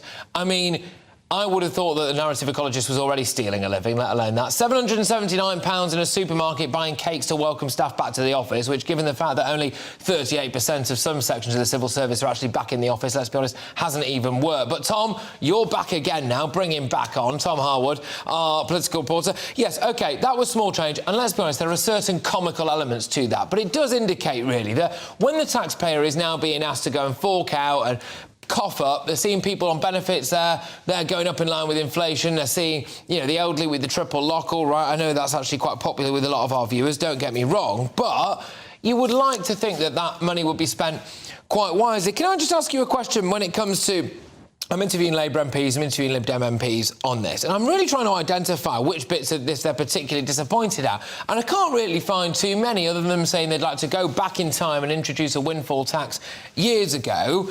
This is quite a socialist budget, isn't it? A socialist Democrat budget, really, that it's just accepting Britain in decline. I think a social democrat budget is a reasonable description of what we are seeing. Of course, we're seeing one of the highest rates of tax, well, the highest tax burden that this country has ever seen. But more than that, if we look at where the tax is falling, more people being dragged into higher tax brackets than before. 90,000 people who used to be paying no tax now paying 20p in the pound in income tax. Additionally, hundreds of thousands of people dragged into the 40 pence rate. But more than that, out of all the advanced economies in the world, only Italy levels its highest, its top rate of tax on a lower amount of income than we will do with the reduction of the 45p rate levelled now at £125,000 rather than £150,000. Frankly, there was a briefing with a government figure a little bit earlier where questions were levied, and one of the responses that came from this government figure was, but Italy has a higher rate of tax in this particular area. And the whole room simply laughed, because the economy of Italy is not exactly the most shining example of of stunning success in terms of economic management. And if the United Kingdom is really looking like we're sort of travelling down that path, that sort of path of high tax, low growth, stagnation, that's a big worry. Absolutely, but just quickly, Tom, and finally with you, if people now are thinking, well, what party do I vote for? What's the point of difference? We've got, high taxes, we've got nothing going on when it comes to illegal immigration, not particularly looking like we're going to get legal immigration down. They all seem to be full square behind a big green agenda. I mean, we're just voting for the version of the same person in a slightly different suit. And also, I was going to say, you're just voting for a personality, but none of them have got any of that either, have they? Do you know what? It is remarkable looking at Rishi Sunak and Keir Starmer standing across the dispatch box from one another, both of them backing windfall taxes, both of them pushing much of the same managerial sort of speak when it comes to the economy, both, you might say, sort of centrist figures within their parties. Yes, I think it is a fair assessment to say that there is not much difference between the major parties right now. Now, of course, the criticism from the Conservatives lobbed at Labour is how much of what they're saying do they believe. So Keir Starmer might say that he believes in growth in an enterprise economy, but of course he's got a lot of socialists on his backbenches that might disagree with him. But I suppose on the other hand, whilst Rishi Sunak might say he is implementing these windfall taxes and raising taxes here and clobbering the rich, there are a lot of people on his backbenches that disagree with that too. So to some extent it's a complete mirror image that we're now seeing in the House of Commons. I can only imagine concern that the closer we get to an election, which of course, let's not forget, is still 2 years away, there may well be some more points of difference that grow. There may well be those sort of touchstone issues. Of course, one of them that became more and more clear in the last 2 weeks is that the Labour Party wants to back onshore wind farm building, whereas the Tory Party have moved to ban that, despite Liz Truss moving to legalise it. It's a very mixed picture. Yeah, well, with politics as sexy as onshore wind farming, it's hard to see how people are really going to get themselves out of bed in the morning, isn't it? Tom Harwood, thank you very much. And of course, with the rising energy costs, it's a good job you've grown that fabulous beard, mate, because now you don't have to put the heating on. Tom Harwood, our political correspondent at 10 Downing Street. What's the point of voting for either of the main political parties at the moment? Because they both seem to be a version of the same thing. And here's another topic that I know a lot of you care deeply, deeply about. Do you live in a rural area? Well, migrants, asylum seekers, could soon be shipped off to your part of the countryside. Reports this afternoon that the Home Office is looking to secure what they call a fairer distribution of migrants around the country. I will ask the president of the Country Land and Business Association what he thinks about this, and get a load of this as well. An asylum seeker who's been accused of raping a teenage boy is now missing. There we go. I know, security concerns left, right and centre. You're not going to want to miss this. I'll be back very, very shortly, and we're also going to be talking to the MP for Ipswich, Tom Hunt, as I put your questions to him over concerns over tax rises, public spending cuts. It's not very conservative, is it? GBViews at gbnews.uk. We're all skint.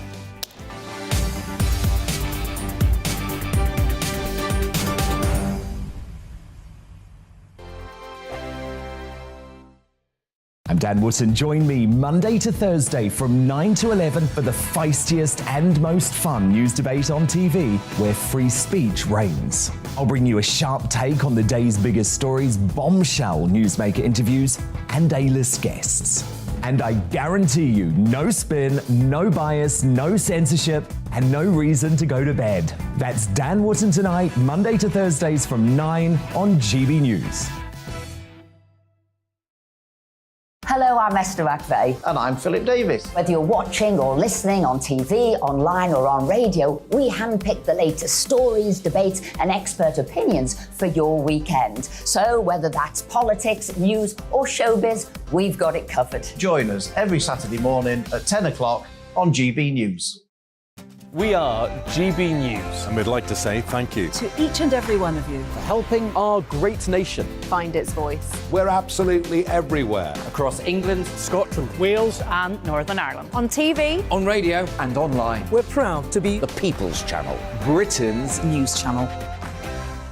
On the Mark Steyn Show, we cover the stories a lot of people are scared even to mention. The stuff that really matters with some of the world's biggest thinkers. Now is his opportunity to kind of take the steering wheel of history. Break away from the flock at 8 o'clock on GB News with the Mark Steyn Show.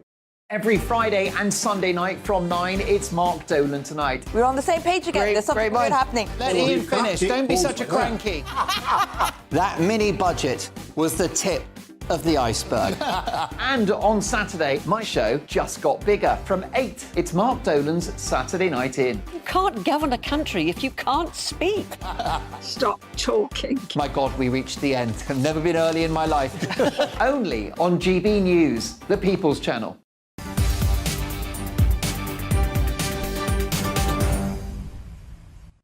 Welcome back. The Chancellor's autumn statement was something of a sobering affair. The threshold of the top rate of tax being lowered, energy price cap guarantees also being made less generous with targeted help for the most vulnerable. It marks a complete break from Liz Truss's low tax, high growth vision for the economy and indeed this country. So I want to ask if we ought to be carrying on with what she started. Joining me now is the Head of Public Policy at the IEA, the Institute of Economic Affairs, Matthew Lesh, and Robert Palmer. He's the Executive Director at Tax Justice UK, a group calling for a fairer tax system. Matthew, I'll start with you. Matthew Lesh, bring back Truss, all is forgiven? Look, yeah, this really is a big spending, high taxing, low growth budget.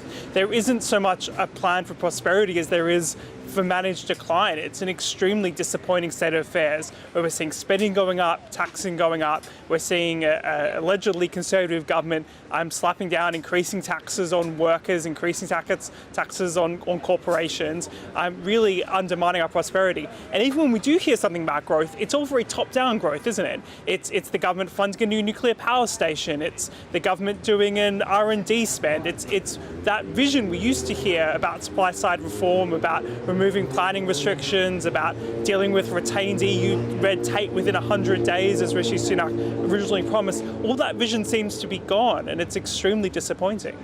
Okay, Robert Palmer, who is Executive Director at Tax Justice UK. More benefits for people, the wealthy paying more tax, £6 billion on insulation, no fracking, windfall taxes.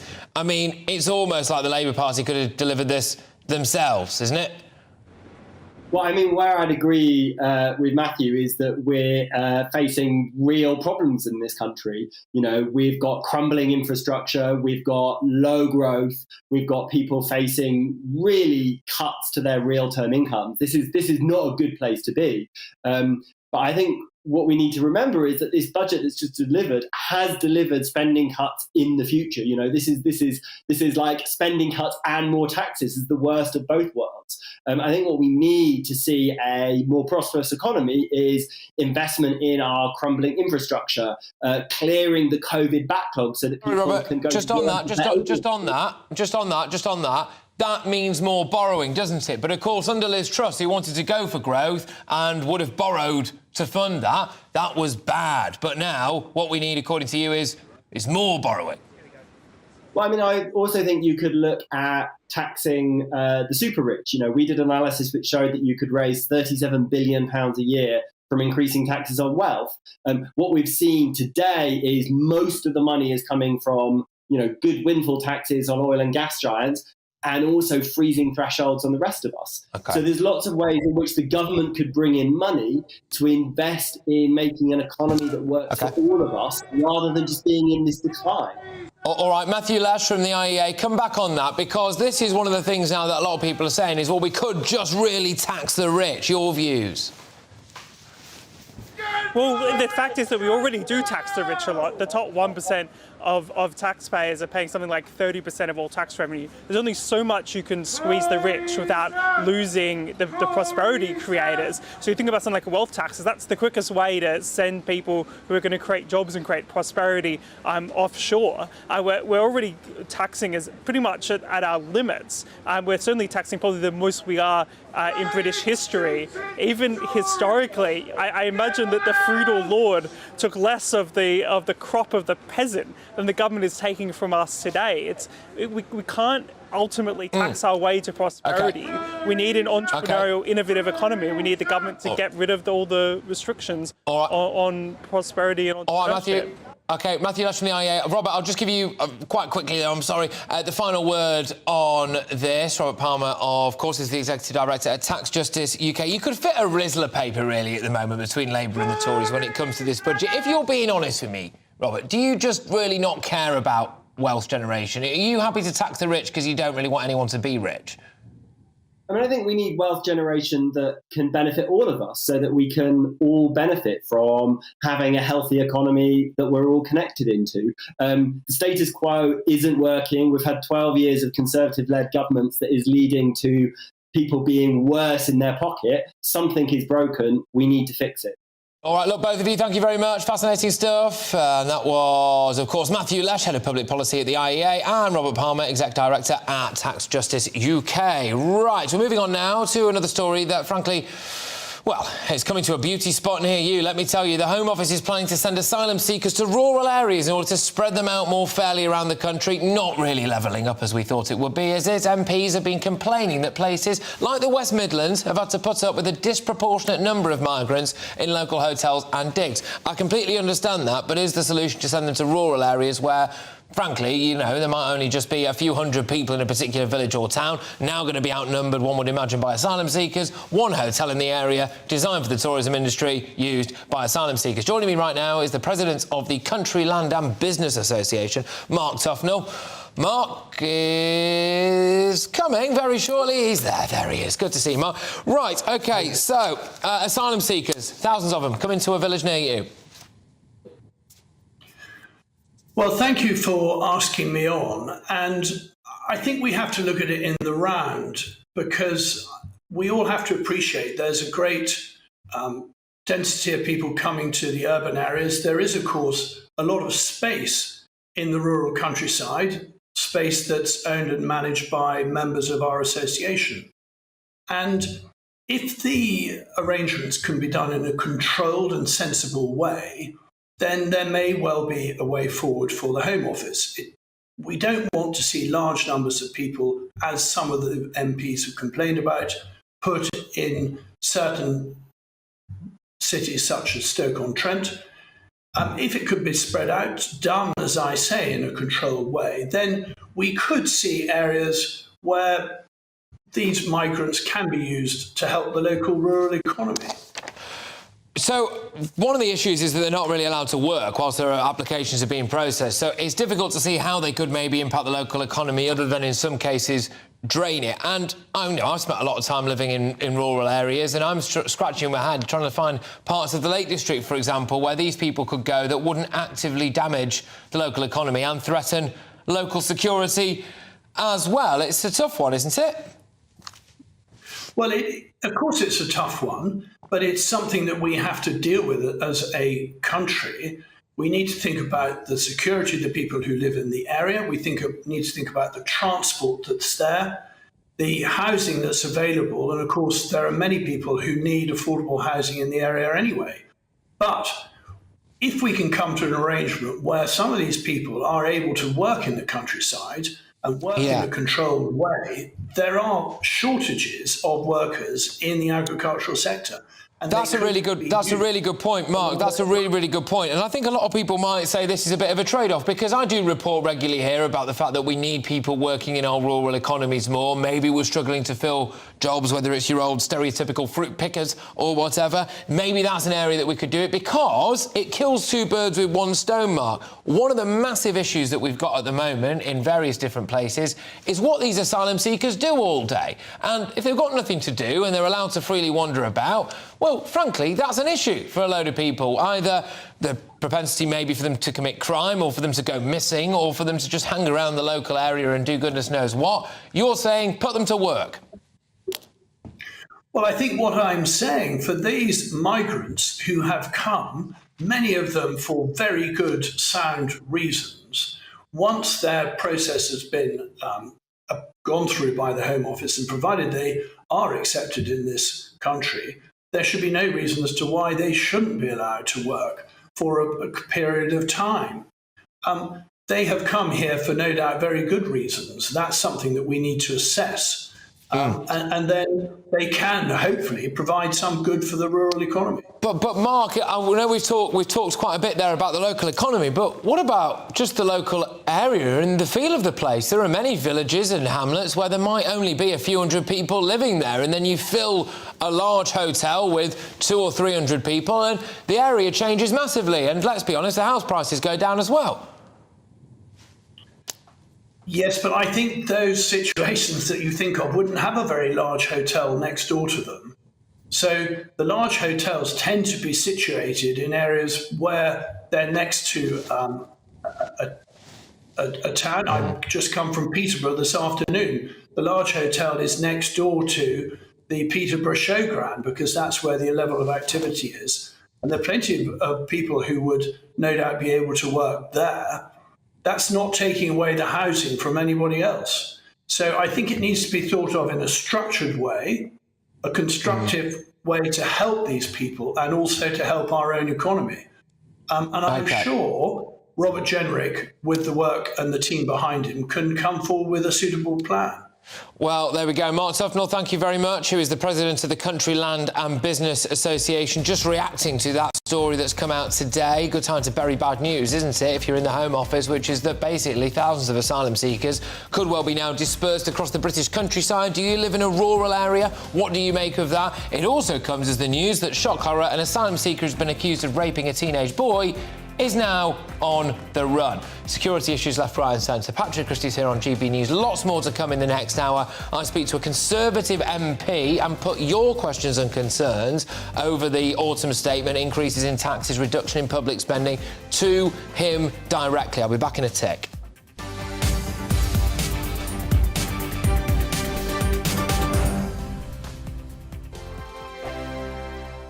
Hello there, it's Eamon Holmes here from Breakfast on GB News. We're not just on your television and your screens, you know. We're on DAB plus digital radio, so you can listen to your favourite shows on the move. If you've not yet listened to GB News Radio, it's very simple. We're on your radio player and tune-in apps, on your smart speaker, phone or tablet, or online at gbnews.uk. Take us with you wherever you go. GB News Radio. You never have to miss a moment of the People's Channel. Hi there, it's Stephen and Anne. At breakfast from 6 a.m, you'll always be caught up with everything you need to know, the latest headlines, opinions and debates. We'll bring you the good news and the bad, but most of all, we're here for you. Remember, send in your views and let us know what you would like us to talk about. That's because we're your news channel. And every morning at 6 a.m, it's breakfast on GB News. Join me, Arlene Foster, for the briefing on GB News. Every Friday at 3 p.m, I'll give you all the latest political news and analysis, and we'll have robust live debate. To make sure that you're caught up on all of the biggest issues of the day, we'll bring on experts in their field. I'll ask the questions that you'd like to ask. We're not afraid to tackle discussions from all perspectives, including yours. Don't forget, the briefing with me, Arlene Foster, every Friday at 3 p.m. on GB News. Hello, I'm Alastair Stewart, and I'd invite you to join me at noon on Saturdays and Sundays for Alastair Stewart and Friends. I've been in this business for over 40 years. Now, here at GB News, I've never been happier. I get to choose the big stories that really interest me. We hear what you have to say, and you hear what I have to say. I really hope you can join me. Noon on Saturdays and Sundays.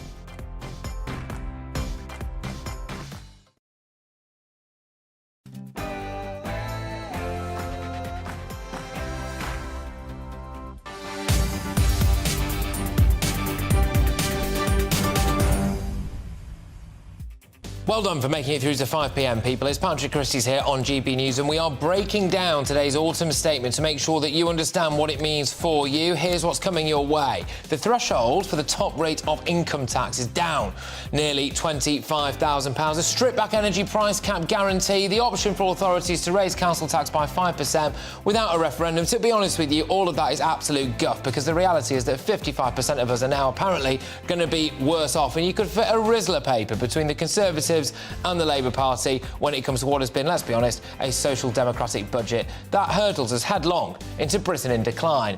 Those in the Rishi Sunak camp have suggested these are necessary evils to get the public finances back on a level pegging. I'm going to speak to a Conservative MP very shortly, but I can't help but feel like something and someone needs to be blamed for this. They're putting it on Putin. They're saying that this is a recession made in Russia. I personally can't help but feel as though our response to the pandemic has got a thing or two to answer for. But I want to ask you, if it could be something to do with the fact, really, that we locked down for 18 months. Did you want lockdown? Now do you feel as though you shouldn't be the one to have to pay for it? But in other news, it's not all doom and gloom about the old budget. No, that's right, it's doom and gloom when it comes to asylum seekers as well. Because if you live in a rural area, strap yourselves in, the Home Office is looking to secure what they regard as a fairer distribution of migrants around the country by shipping them off to the countryside. So, do you think that's fair? A lot of rural communities, maybe only got a few hundred people in them as it is, maybe only got one hotel. Would it change the face of that area for a very, very long time to come? GB Views at gbnews.uk. All of that and much, much more coming your way in the next hour. Before that, it's your headlines.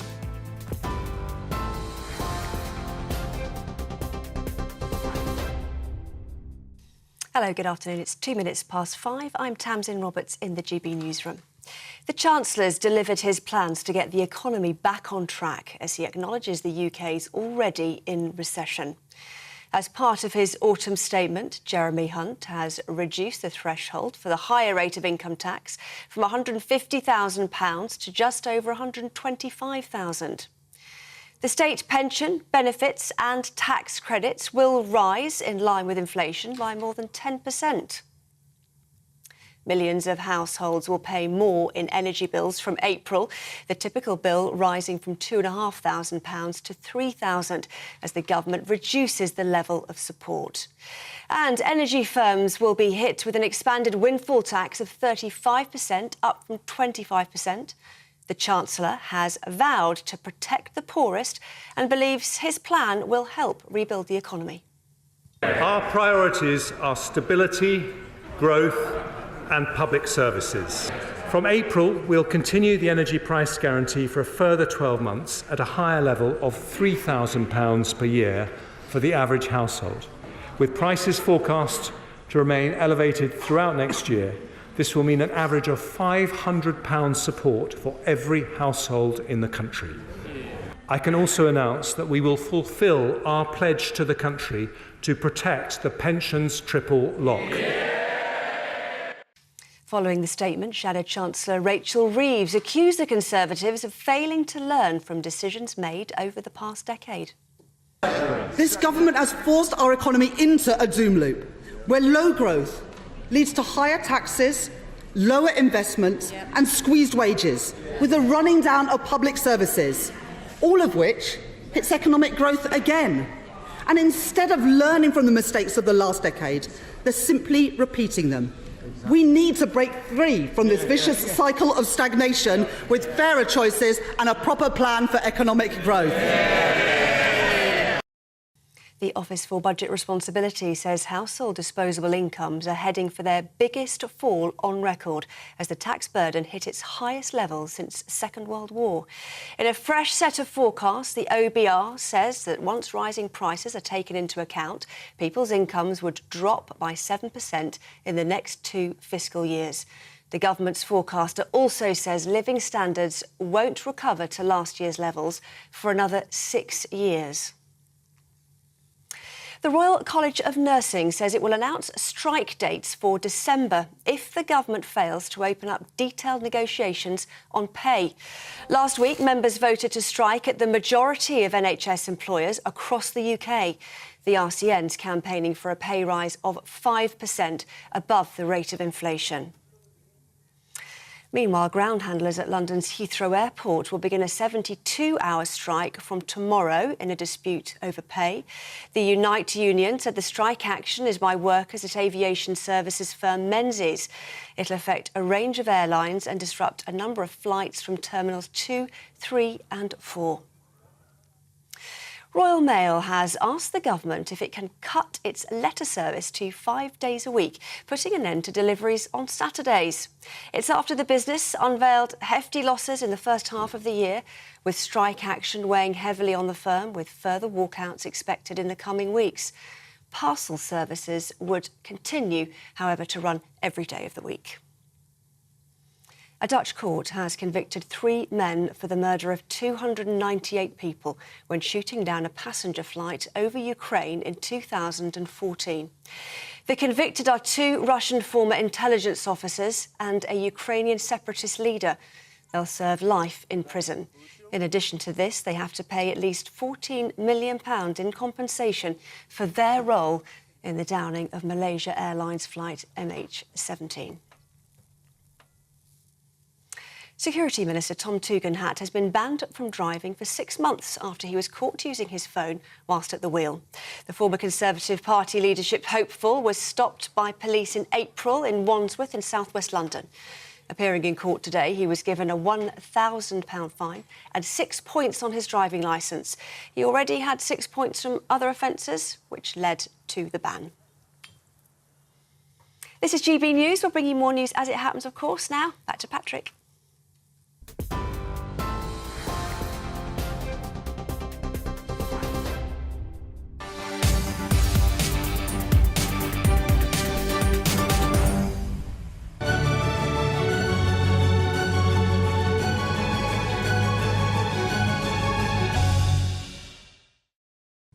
OK, the dust is settling on Jeremy Hunt's autumn statement. It saw the reduction in the threshold for the top rate of income tax, confirmation that state pension, disability and working age benefits will rise in line with inflation. So benefits up and, of course, tax is up as well. We've seen that... Excuse me, 55%, I know, I nearly choked on it as well. 55% of households are going to be worse off, and the director for the Institute for Fiscal Studies, Paul Johnson, called the announcement a sombre affair. It is a catastrophic removal from Kwasi Kwarteng and Liz Truss's big growth agenda.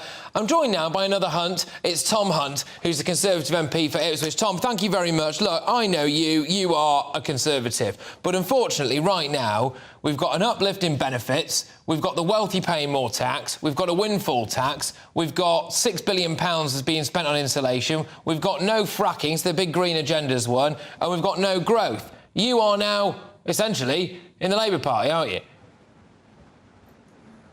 No, that is simply not the case. I think, the Chancellor was quite clear today that the great threat we face is inflation.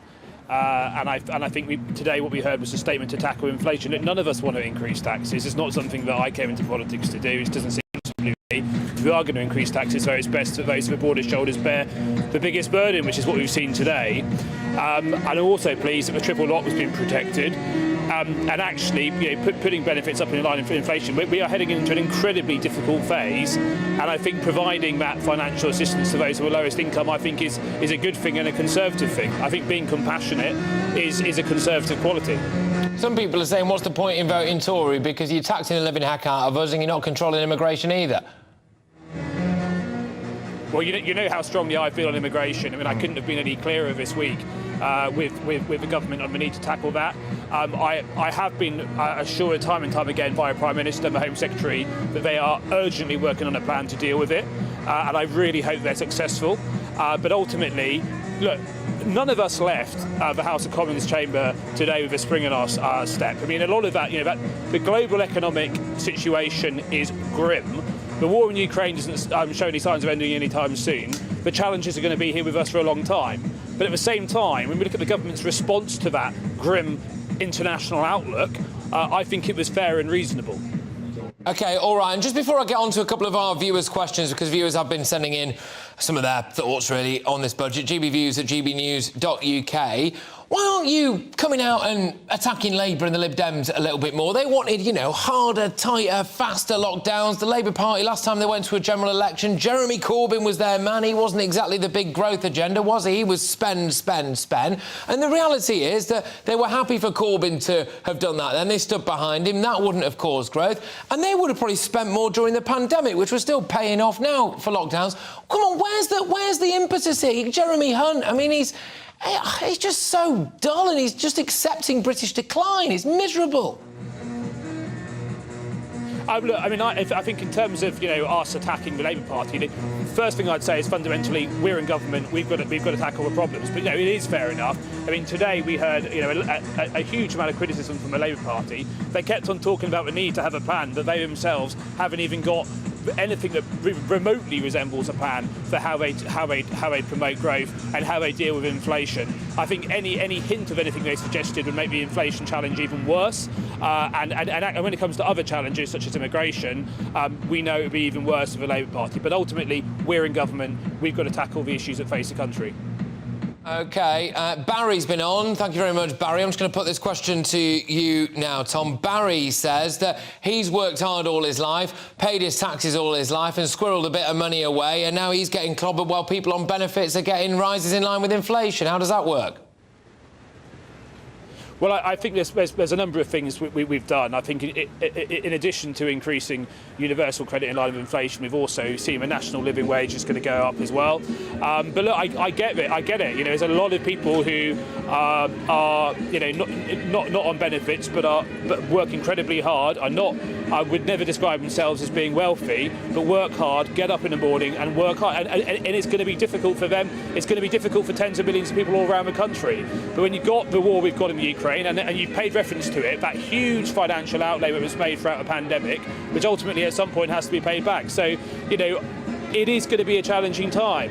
But I think in the statement today, we did have compassion and I think fairness at its heart. But I think prioritising dealing with inflation, I think is a reasonable thing to do. But look, I want to get to a point as soon as possible where we can start seeing taxes going down.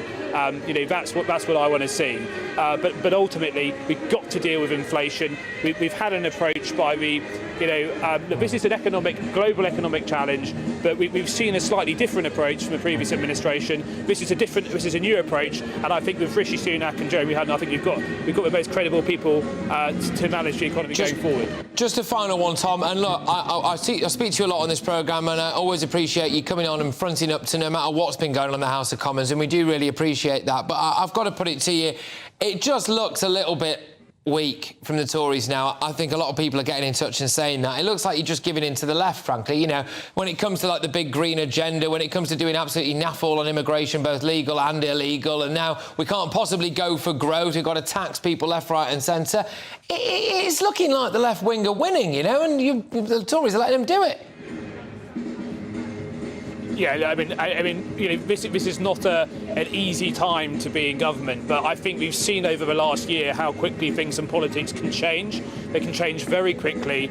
We've still got about 2 years into the next general election, and I can definitely see a pathway in which we can really start delivering on immigration and also getting inflation under control, and then really looking to promote growth and cut people's taxes. Right now, it's really difficult, but ultimately, the Prime Minister is a Conservative, and so's the Chancellor. But they're having to do things at the moment which don't come easily to them. But I think they've got no choice but to do them. And I think that the alternative in the Labour Party would be disastrous for this country on so many different fronts. But you know how much I care about Conservative values. You know how much I care about strong borders, and I will always be, in dialogue with the government about that. But ultimately, we've had a really difficult set of circumstances here, unprecedented. And if we look at other countries, look at their inflation levels, look at their interest rates. Wow. But we're all going through this. This is not unique to this country. No, look, Tom, thank you very much. Tom Hunt there, of course, Conservative MP. And I will say that, Tom Hunt does always come on and front up, and it's important to say that, even if, it's tough times for the taxpayer watching this right now. If you disagree with what the Conservatives have done in this autumn statement, at least someone's come and fronted up to it. Let's talk now to GBNews' political correspondent, another Tom Harwood. And he's at Downing Street for us now. Tom, thank you very, very much. Now, that was Tom Hunt there, a Conservative MP. I don't want to do him a disservice by saying he's a backbench MP. I think sometimes that can sound a bit insulting, can't it? But I am hearing of growing, although mooted, disquiet amongst Conservative backbench MPs who think that this budget isn't that Conservative. And the only reason they're not speaking out about it is because they think the Tory party's been through too much chaos. But the British taxpayer's paying the price for that, aren't they? You know what, Patrick, I think you've put your finger on something there. I've been in and out of the House of Commons all day. I've been speaking to members of Parliament, engaging the mood in the Palace of Westminster, and I have to say, not a single person that I've spoken to has been a particularly happy bunny when it comes to how this budget has gone down. I was sitting up there in the press gallery as it was being delivered by the Chancellor, and the glum faces on the Conservative benches were quite a sight to behold. Normally, when a Conservative Chancellor stands there and delivers a barnstorming budget, it's the opposition benches that look sad and glum and upset. It was quite the opposite this time round. Really, the magnitude of the occasion was plain to see on the faces of those who were sitting through it, and particularly on the faces of two former Prime Ministers who sat there almost side by side, divided by an aisle, but next to one another, Theresa May and Boris Johnson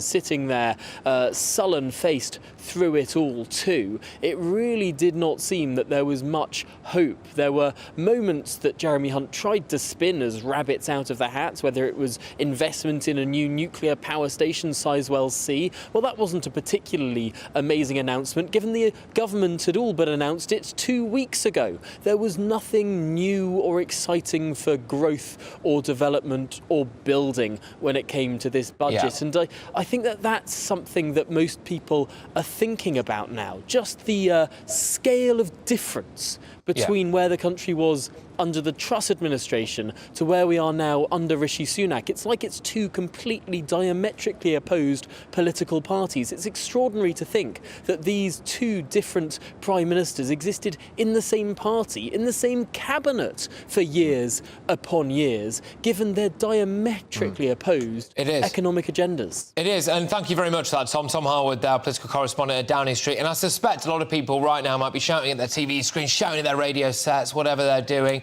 thinking, well, we did have a plan for growth, but big corporations, the globalists, they told us that we couldn't possibly do that. And so we've rode back from it. And now we've got a very dull man in a suit in the shape of Jeremy Hunt, who's standing there taxing us to high heaven and back. Anyway, former Education Secretary Justine Greening has said the devil is in the detail with this statement. And here with us to unpick some of this detail is independent economist Julian Jessup. Julian, could the public be forgiven for thinking that the big bankers out there gave us a bit of a slap on the wrist for daring to go for growth, and instead we just have to swallow the fact that we've all got to be skint? Because I don't like that. Well, I think there might be something in that. I think it's hard to see who this budget is supposed to appeal to. It's certainly not the general public, because all they're going to see tomorrow is headlines about big tax increases and, the tax burden rising to a more than 70-year high. There were a few good things in the budget. I think it was important to provide a bit more support for the most vulnerable households over the winter. And it's also worth noting the point about the detail, which is that most of the tax increases won't actually bite for several years yet. In the short term, the budget would actually be providing a bit more support for the economy. But was this really the right way to go? I still think overall the pendulum has swung too far from the pro-growth policies of Truss and Kwarteng, that I think were the right policies but badly done, back to the old Treasury orthodoxy of austerity and tax increases and worrying about the pennies. And not the bigger picture for the economy, which is that we need growth to fix the hole in the public finances. Thank you very much, Julian Jessup. That's short and sweet, but of value nonetheless. Independent economist Julian Jessup. But I think, as our political correspondent Tom Harwood was saying, when you look around there and you see the fact that the Labour Party and the Lib Dems aren't particularly disagreeing with too much of what's been said there, and the Tories behind Jeremy Hunt and Rishi Sunak all look rather miserable, it's a bit of a bleak state of affairs that makes you wonder who on earth you should flipping vote for. But there we go. The intention of lockdown, here we go, to save as many lives as possible was a noble one. So lockdowns, furlough, all of this stuff. Now, I understand that was probably done with the best intentions at heart, but is that actually the main reason why we are where we are today now? This morning in the House of Commons, Jeremy Hunt acknowledged that furlough and other measures that were brought in during the pandemic do have to be paid for. Let's just have a quick listen to what he said. The Office for Budget Responsibility confirms global factors are the primary cause of current inflation. Most countries are still dealing with the fallout from a once-in-a-century pandemic. The furlough scheme, the vaccine rollout and the response of the NHS did our country proud, but they all have to be paid for.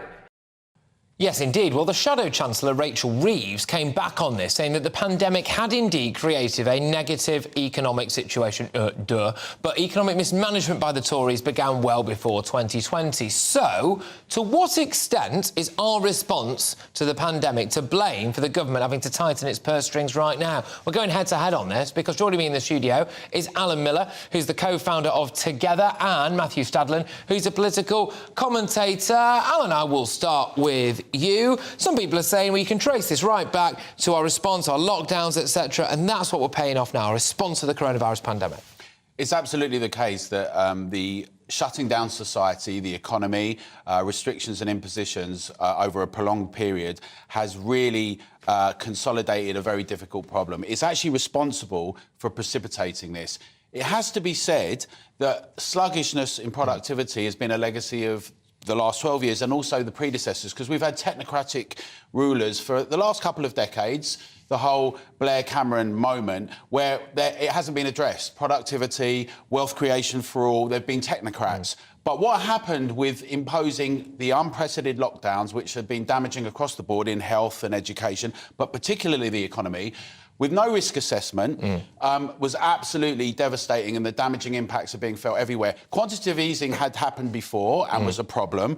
That got put on steroids. So the combination of all those things were a disaster. All right, Matthew Sutherland, I'll bring you in now. I reckon that there's quite a few people out there at the moment, knowing what we know now, looking at this autumn statement now, if they had their time again, would have been more opposed to lockdowns than they were at the time. I think it's absolutely right that we look at the policies that were brought out during this pandemic. Remember that it was a once-in-a-century catastrophe, and therefore government, and I'm not a Tory, and it was the Tories in charge, but government was acting on the hoof. Tens of thousands of people were dying. So something needed to be done. The time for discussing that, I think, is a public inquiry, so that if, God forbid, but I think it's likely, we have another pandemic, we are better prepared, and if lockdowns are not the answer, that we don't go down that route. No one wants lockdowns. I didn't want lockdowns. My job is to be in the media. My job was being an LBC presenter, being on stage. I'm sociable. I love live sport, going to the sport on the weekends. Long walks in the rain, pina coladas. All that sort of stuff. I'm not sure about the pina coladas. And so I hated lockdowns. But at the time, I supported them because that's what policy seemed to suggest was the best idea. In terms of why we're in the fix we are in now, we should be absolutely clear. Yes, it's partly because we're coming out of a global pandemic. The OBR, the Office of Budget Responsibility, I think last year suggested it would affect our productivity by 2%. We also have to talk about the elephant in the room, and that's Brexit. The OBR has said very clearly that long-term, not just short-term, but long-term, our productivity will be reduced by 4% compared to what it would have been had we stayed in the European Union. I voted to remain, but I voted to remain with my head, not my heart, because I've got all sorts of problems with the EU. So it's certainly partly to do with budget, with Brexit, but it's also to do with Putin's evil and the war in Ukraine. And we are paying the price, and unfortunately we have to pay that price because we had to stand up to the bully of Putin. All right, Alan, I'll bring you back in now. Just kind of sticking to our main theme, which was about the lockdown side of things. I'll get emails in left, right and centre from people saying, well, look, you know, there was furlough, we shut our business down, and, you know, the knock-on effects that you've spoken about as well there. And yet, again, it's a lot of these people now, those people in the squishy middle bit, your small business owners, who are paying it off double. Absolutely. We got a situation that during the lockdown, and it wasn't as a consequence of COVID or the pandemic, which we jettisoned the pandemic strategy as it happens for a never tested before imposition, which was utterly wrong, and many people argued against it at the time. But 15,000 hospitality, let's take hospitality as an example, 15,000 hospitality business went under during that period. Many more are suffering now. We've got a situation where the technocrats that are now taken revenge in power are actually going to squeeze everyone. So if you're a small business owner, for instance, now, on top of all the costs, it's going to be almost impossible to make money to exist. So we've seen a situation where the people who are responsible, which is both the government and the so-called opposition who called for longer, harder lockdowns and impositions, the people responsible are now going to make everyone suffer all over again. And I think it's utterly unacceptable. That's why at Together we say now's the time for the public to get involved and have their voices heard, to put pressure on their elected representatives and actually stand up for saying that we're not going to keep getting punished and have impositions made on us. All right, Matthew? Yeah, no, I don't agree with that. That sounds a bit like there's a conspiracy at the top, these technocrats who are trying to kill the country. That's not the case. Do I support this government? No.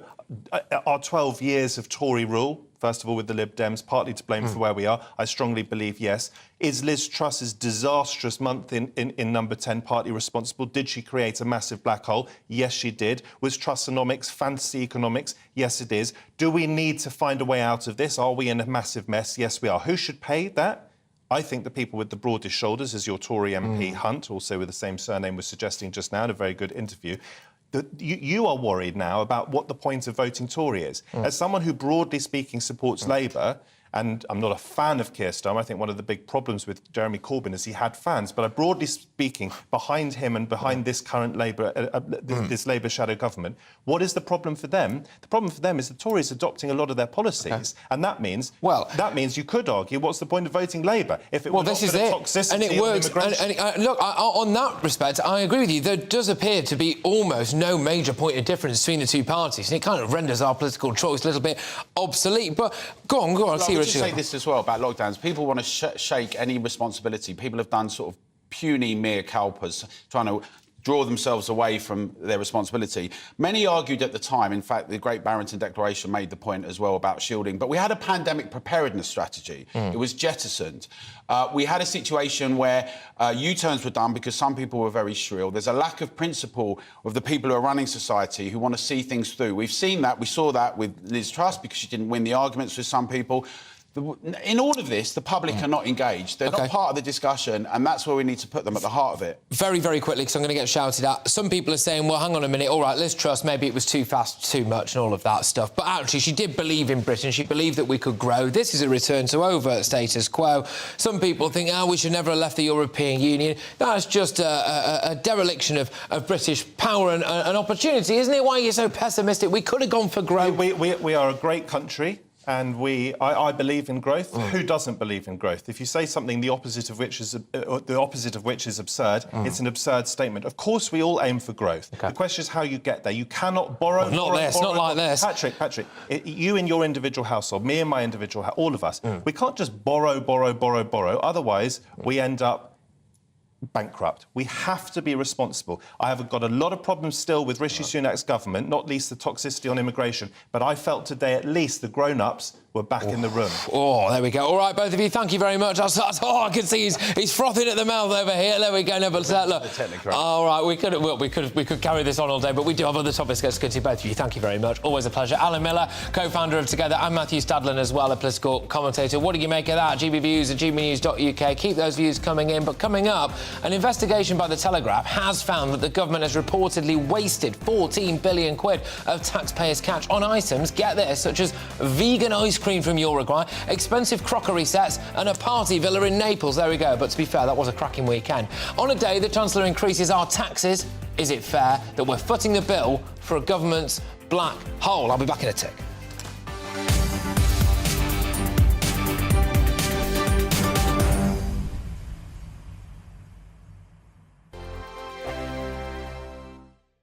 Every morning from 6 o'clock, we'll wake you up with GB News Breakfast with all the stories you didn't know from the night before. So whether it's serious news, entertainment, or your own views from all over our great nation, we're here to kick off your day with a smile. The national media should be reflecting and reporting what's happening here. You will notice the northwestern accents. Whether you're with us on TV, radio, or online, every morning, it's breakfast from 6 a.m. Hope you can join us. I'm Dan Wootton. Join me Monday to Thursday from 9 to 11 for the feistiest and most fun news debate on TV, where free speech reigns. I'll bring you a sharp take on the day's biggest stories, bombshell newsmaker interviews, and A-list guests. And I guarantee you, no spin, no bias, no censorship, and no reason to go to bed. That's Dan Wootton Tonight, Monday to Thursdays from 9 on GB News. Hello, I'm Simon Evans. Join me on GB News for Headliners at 11 p.m, where I'll be joined by two of the country's top comedians as we take a look at tomorrow's newspapers tonight. If it's a big story, we'll be covering it, I guarantee, but we'll also have some fun along the way. That's GB News Headliners at 11 p.m. We won't put you to sleep, unlike some of the other pay-per-review shows out there. So join us, 11 p.m, 7 nights a week.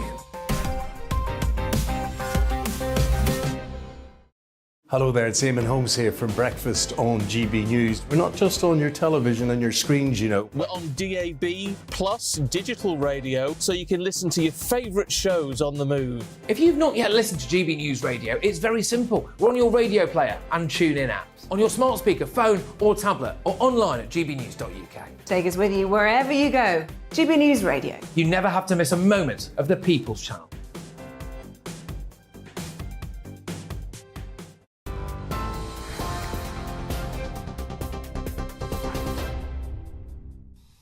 Hello, welcome back. I'm Tamsin Roberts in the GB newsroom with the headlines at 5:31.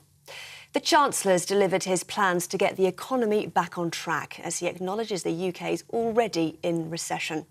As part of his autumn statement, Jeremy Hunt's announced a reduction in the 45p tax rate. The state pension, benefits and tax credits will rise in line with inflation by more than 10%. And an average household will pay up to £3,000 in energy bills from April as a level of government support is reduced. But the Chancellor has vowed to protect the poorest and believes his plan will help rebuild the economy. Families, pensioners, businesses, teachers, nurses and many others are worried about the future.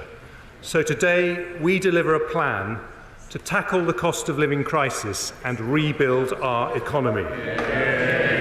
Our priorities are stability, growth and public services. The Royal College of Nursing says it'll announce strike dates for December if the government fails to open up detailed negotiations on pay. Last week, members voted to strike at the majority of NHS employers across the UK. The RCN's campaigning for a pay rise of 5% above the rate of inflation.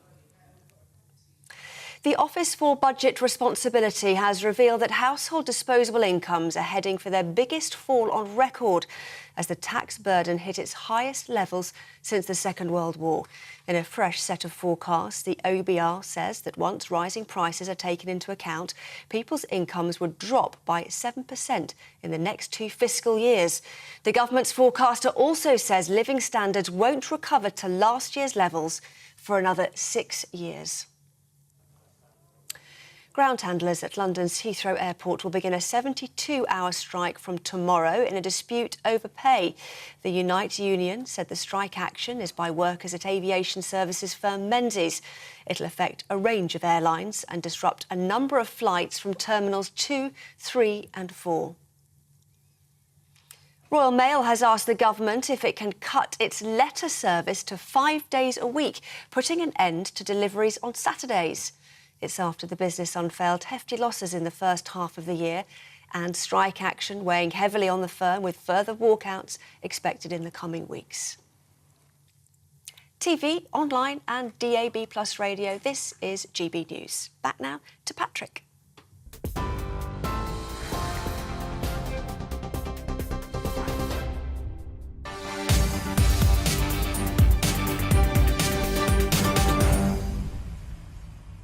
Yes, welcome back, everybody. Patrick Christys here. Now, we are going to be very shortly talking about Whitehall waste on a day that 55% of people, you, me, everyone, frankly, is going to be a bit worse off as a result of Jeremy Hunt's rather doom-mongering autumn statement.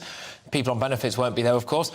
I also want to just tease ahead to something I'm going to be talking about a little bit later on, which is 2 whopping great big stories in relation to asylum seekers in this country. It's emerged today, good day to bury bad news for the Home Office, that they're going to start dumping thousands of asylum seekers in rural areas. How do you feel about that if you live in a rural community? It's also emerged, get this, that the asylum seeker who allegedly raped a teenage boy in one of the hotels has gone missing. So there we are, those 2 stories, some would argue, go hand in hand, don't they? We'll be talking about that very, very shortly.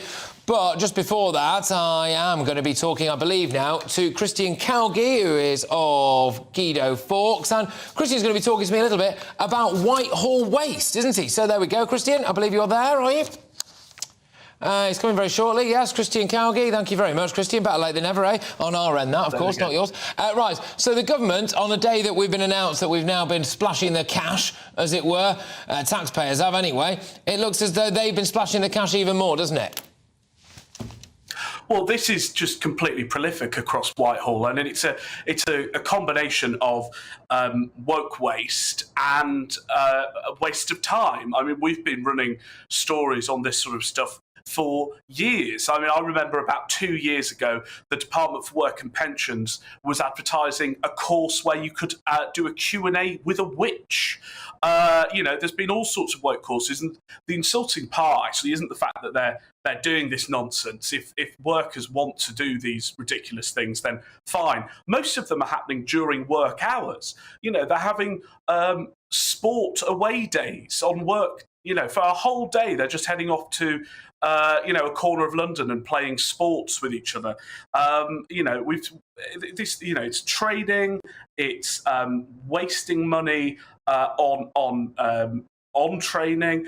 There's also completely absurd targets. I think it was revealed earlier this week that one senior department now has a target for BAME employees of 6%, which is roughly twice their representation in the wider population.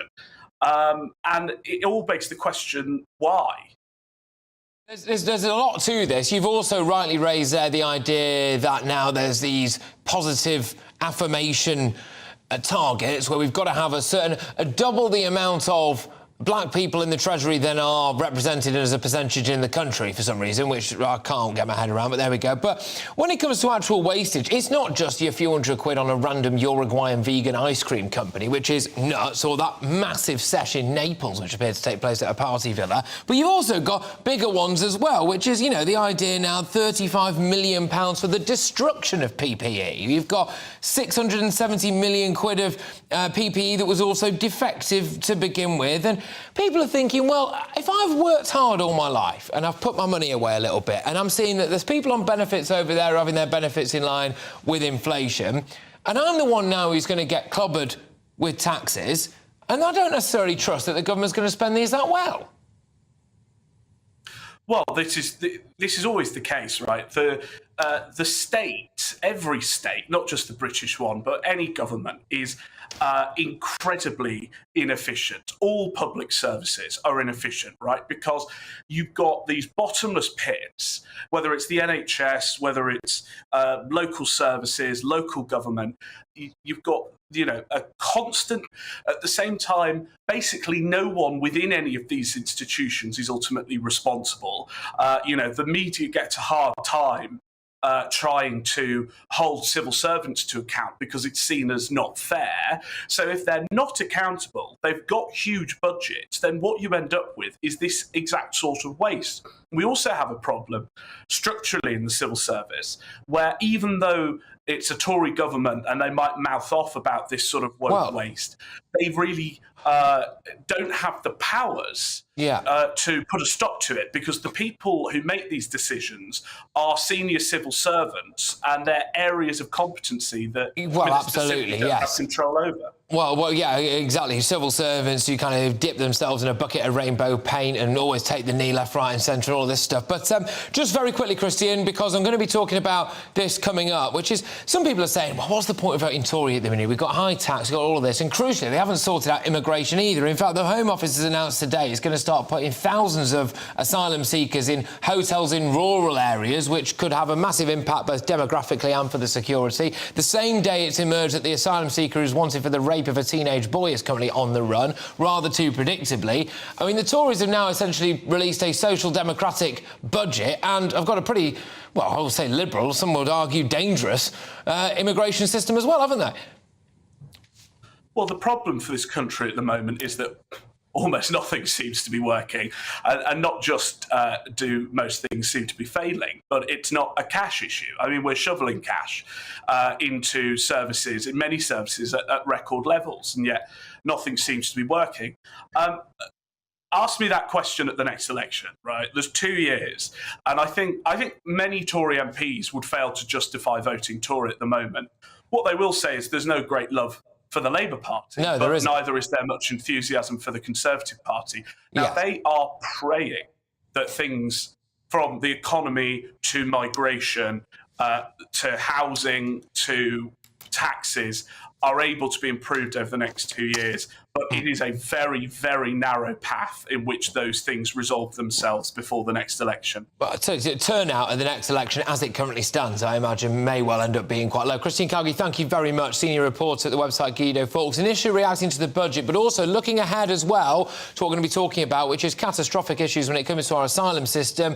If you live in a rural area, well, that might change rather quickly because you're potentially about to get thousands of asylum seekers dropped into your particular part of the woods. Certainly secure, quite literally, actually. Certainly security issues as well when it comes to that, because we have seen that the asylum seeker who's alleged to have raped a teenage boy is currently on the run, rather too predictably. There was a bit of breaking news on your screen there earlier. We'll bring that back up because I can now tell you that breaking news is that Nancy Pelosi will not seek re-election as Speaker of the US House of Representatives. It's after Republicans narrowly won back the House in the midterms.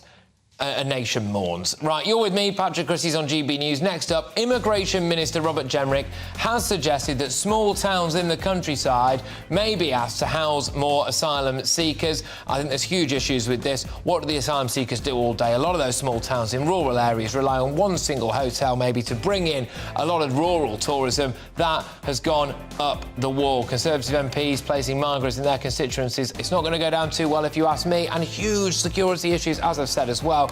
People absconding left, right and centre, including an alleged rapist. Who would have thought it? I'll be back in a moment.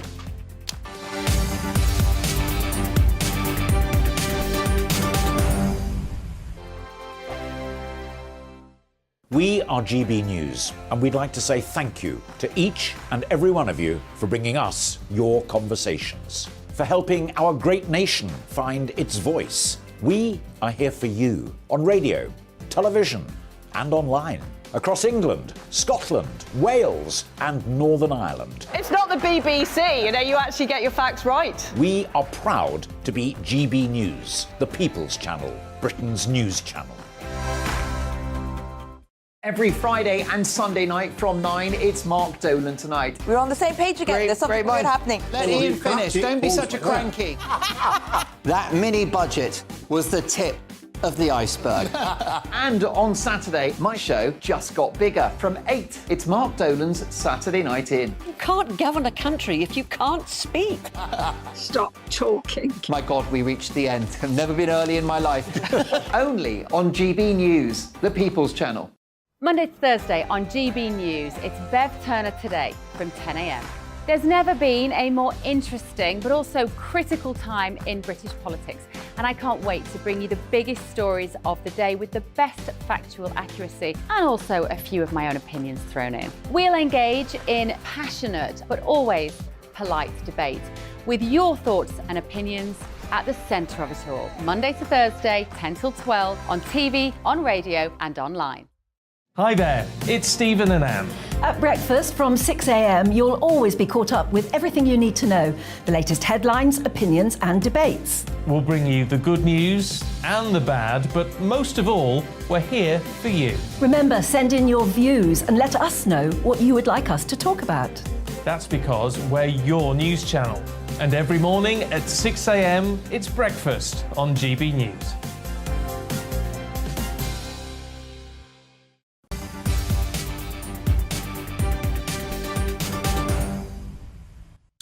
Yes, well, get a load of this, people, because there's reports emerging that the Home Office is planning on sending asylum seekers to rural parts of the UK. It's all part of a drive to fairly distribute migrants across the country. Not exactly the levelling up that we had in mind, is it? But that's after criticism levelled out the Home Office that towns and cities have borne the brunt of the housing these migrants in hotels, which, of course, they have. But yesterday in the Commons, the MP for Stoke-on-Trent North, Jonathan Gullis, called on Immigration Minister Robert Jenrick to distribute these migrants around the country more fairly. And I'm pleased to say that he joins me now. Jonathan, thank you very much. Look, absolutely no doubt whatsoever that clearly bigger towns and cities have borne the brunt of this ridiculous migrant crisis that we've got going on at the moment. But is it less damaging to them than it would be in a rural area? I can think of parts of the Lake District, for example, maybe towns or villages that have only got a few hundred people in them. Will you double the population of that by plonking a load of these people in a hotel locally? It could be catastrophic.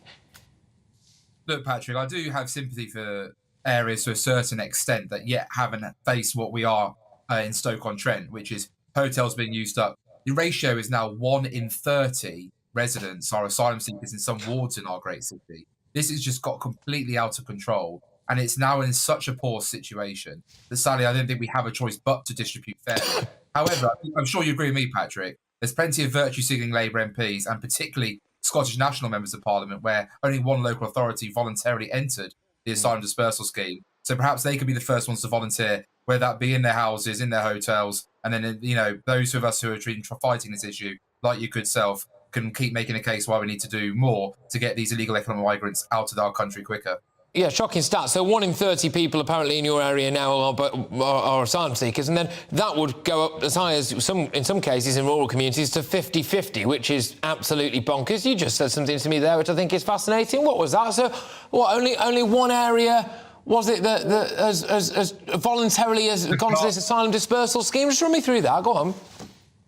So Glasgow, as far as I'm aware, was the only local authority in the whole of Scotland that voluntarily entered the asylum dispersal scheme. So despite having all this SNP government, all these SNP councils, virtue signalling galore, if you're not in Glasgow, apparently everyone else should have asylum seekers but you.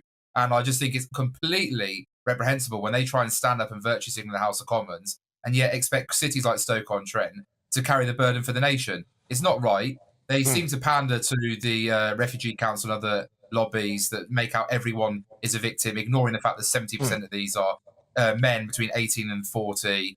We now know 12,000 Albanians, coming over 2% of the adult male population. So why didn't those MPs put their hand up and say, yes, please? Or is it that why is it Stoke-on-Trent's got to keep being the area that gets dumped on?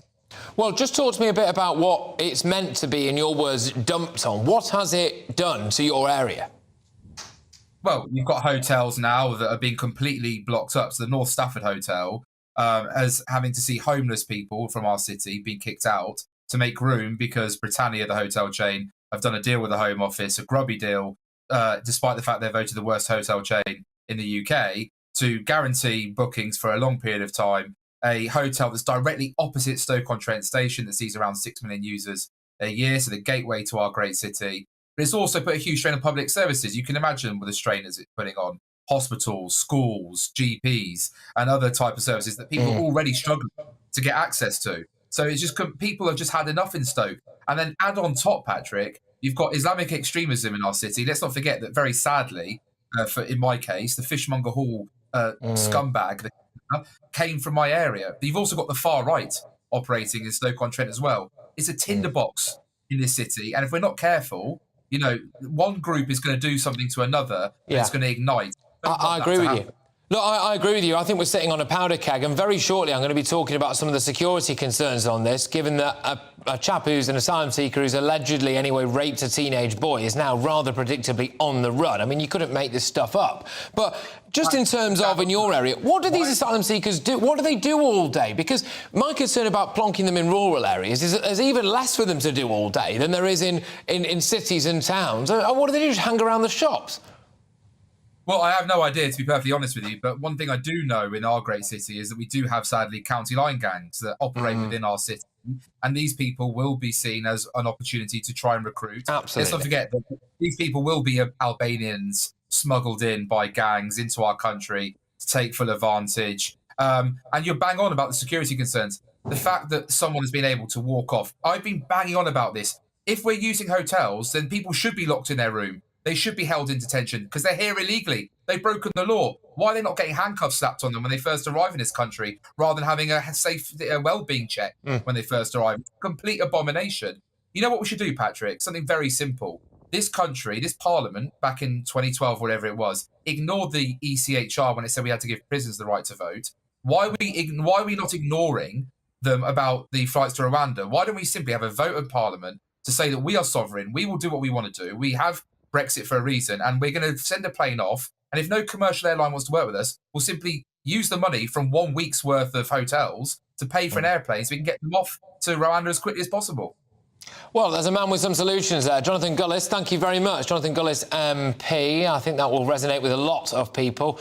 Of course, he's the MP for Stoke-on-Trent North. And I wanted to get his impressions of what's been going on, because his area has had, as he said it, there are hundreds, if not thousands, of these asylum seekers dumped in that area. That's coming to, frankly, a rural village or a town near you, by the sounds of things. And another important aspect of this, a very depressingly important aspect of this, is the fact that people can abscond. There are serious security issues when it comes to these migrant hotels. Just a little bit of anecdotal evidence here. I was on the train in from Maidenhead into the studios yesterday, and a chap sat opposite me there was an asylum seeker from the hotel, the Holiday Inn in Maidenhead, which we've covered a lot here on this particular show, and others. The train operator comes down the train checking tickets. He didn't have it on him, was refusing to give his address, eventually coughed up the fact that he was at this hotel, did not have his immigration card on him, so there was no way of proving where he was. He was off, as he openly said to the ticket inspector, he was off into central London to go and see a friend. We would have absolutely no way of tracking where that particular chap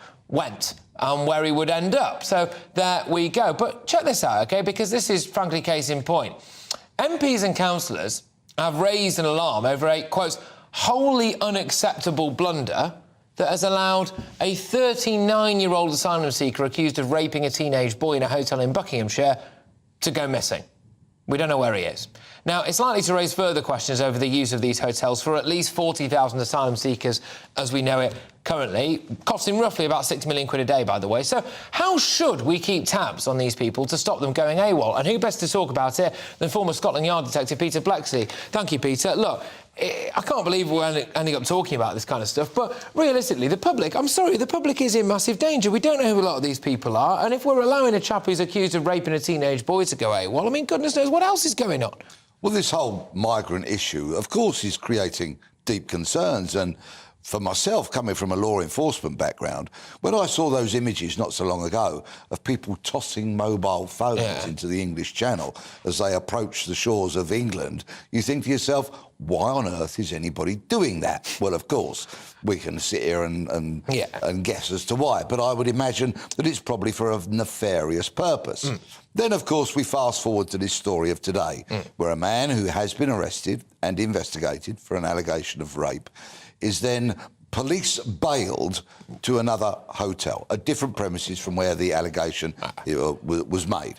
And, of course, he then absconds. He does not live in that hotel. Now, this, of course, is concerning on a number of levels. Who is that person? Of course, his DNA and his fingerprints and his photograph will have been taken when he was arrested as a matter of course. So those details will be somewhere within the police databases. But of course, do they actually know who he is? No, probably And if not. he's absconded, where has he gone and what is he doing now? All these questions need to be answered very rapidly. Well, and also, OK, it's one thing allowing some of these people in to begin with, then it's another thing the taxpayer paying for their accommodation, it's another thing then arresting them when they're accused of raping a teenager in a hotel, it's another thing bailing them and then not even securing them there. What can we do? Should we, in your view, as a law enforcement expert, should we be tagging these people? Well, I think it's really important, and I don't think that it's any breach of somebody's human rights, that every person on these shores, we should be able to actually identify who they are. The time should be taken, the checks should be made, because in the past, of course, we have known that some of these migrants have actually been wanted in other countries and some have been returned there after they've served a prison sentence here, for example.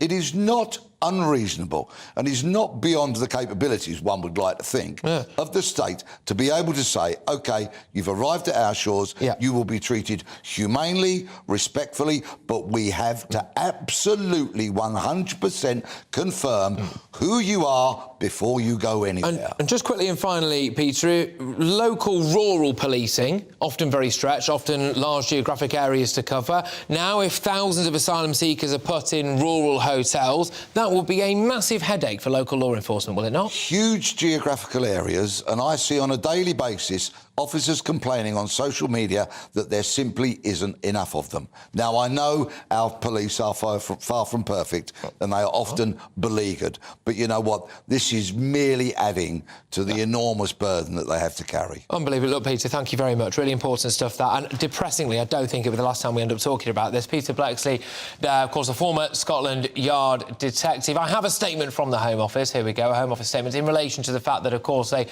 particular individual, an asylum seeker who is alleged to have raped a teenage boy, has gone missing. If someone claiming, this is Home Office, if someone claiming asylum commits a criminal offence, then their bail conditions would be set by the police in the usual way. Their subsequent movements would be dependent on the conditions set and then them abiding by them. The Home Office does not have powers to detain individuals on police bail. If an asylum seeker absconds before a decision is made on their asylum claim, or if they fail to comply with our processes, we have a dedicated national absconder tracing team to track them down and bring them back into contact with the Home Office, and their claim may be withdrawn. Good grief, may. Anyway, full security checks are carried out before anyone enters the asylum system. Well, make of that what you will. I think some people will be scratching their heads as to whether or not all of that is entirely true, given the fact that we currently have, no matter which way you dress it up, an alleged asylum seeker rapist on the run somewhere in the country because they were given bail after they'd been arrested with that particular offence. Right, OK, you have been watching me, Patrick Christys, here on GB News, and make sure you stay with us, because next it is Jubes & Co. Michelle Dewberry will be with you very, very shortly, but before that, It's your latest weather. I'll be back tomorrow at 7 p.m. Forgot what day it is. Yes, Friday Night Feast tomorrow. Woo! Alex Deakin here with your latest weather update. It's been a very wet Thursday so far, and there's more heavy rain to come over the next day or so, particularly across parts of eastern Scotland. There are warnings in place. This area of low pressure is responsible. It moved in, and now it's kind of just moving back and ambling up the east coast. And around it, the winds are just feeding in moisture and a fairly chilly feel from the North Sea. So it's pretty soggy out there through the night across much of northern England and a good part of Scotland. That rain particularly heavy in the east, and it's here where we have an amber warning in place, which continues through much of Friday. Further south, the rain will start to ease across parts of the Midlands and northern England by dawn. We'll see some patchy rain heading into Northern Ireland. Temperatures mostly staying in the high single figures, certainly in towns and cities, but a bit chillier across the far south. Here, some sunny spells on Friday, a few showers in the southwest and for Wales. A drier day generally for Wales and northern England, but still some rain in northwest England. But the heaviest rain will be in eastern Scotland, where it persists for most of the day. The amber warning meaning there could seriously be some flooding and some disruption, certainly a lot of spray, surface water on the roads, fast-flowing, dangerous rivers, that kind of thing. Feeling cold, obviously, with the strong winds continuing in the northeast. Further south with a bit of sunshine, we might just see temperatures into the teens. During Friday evening, that rain will continue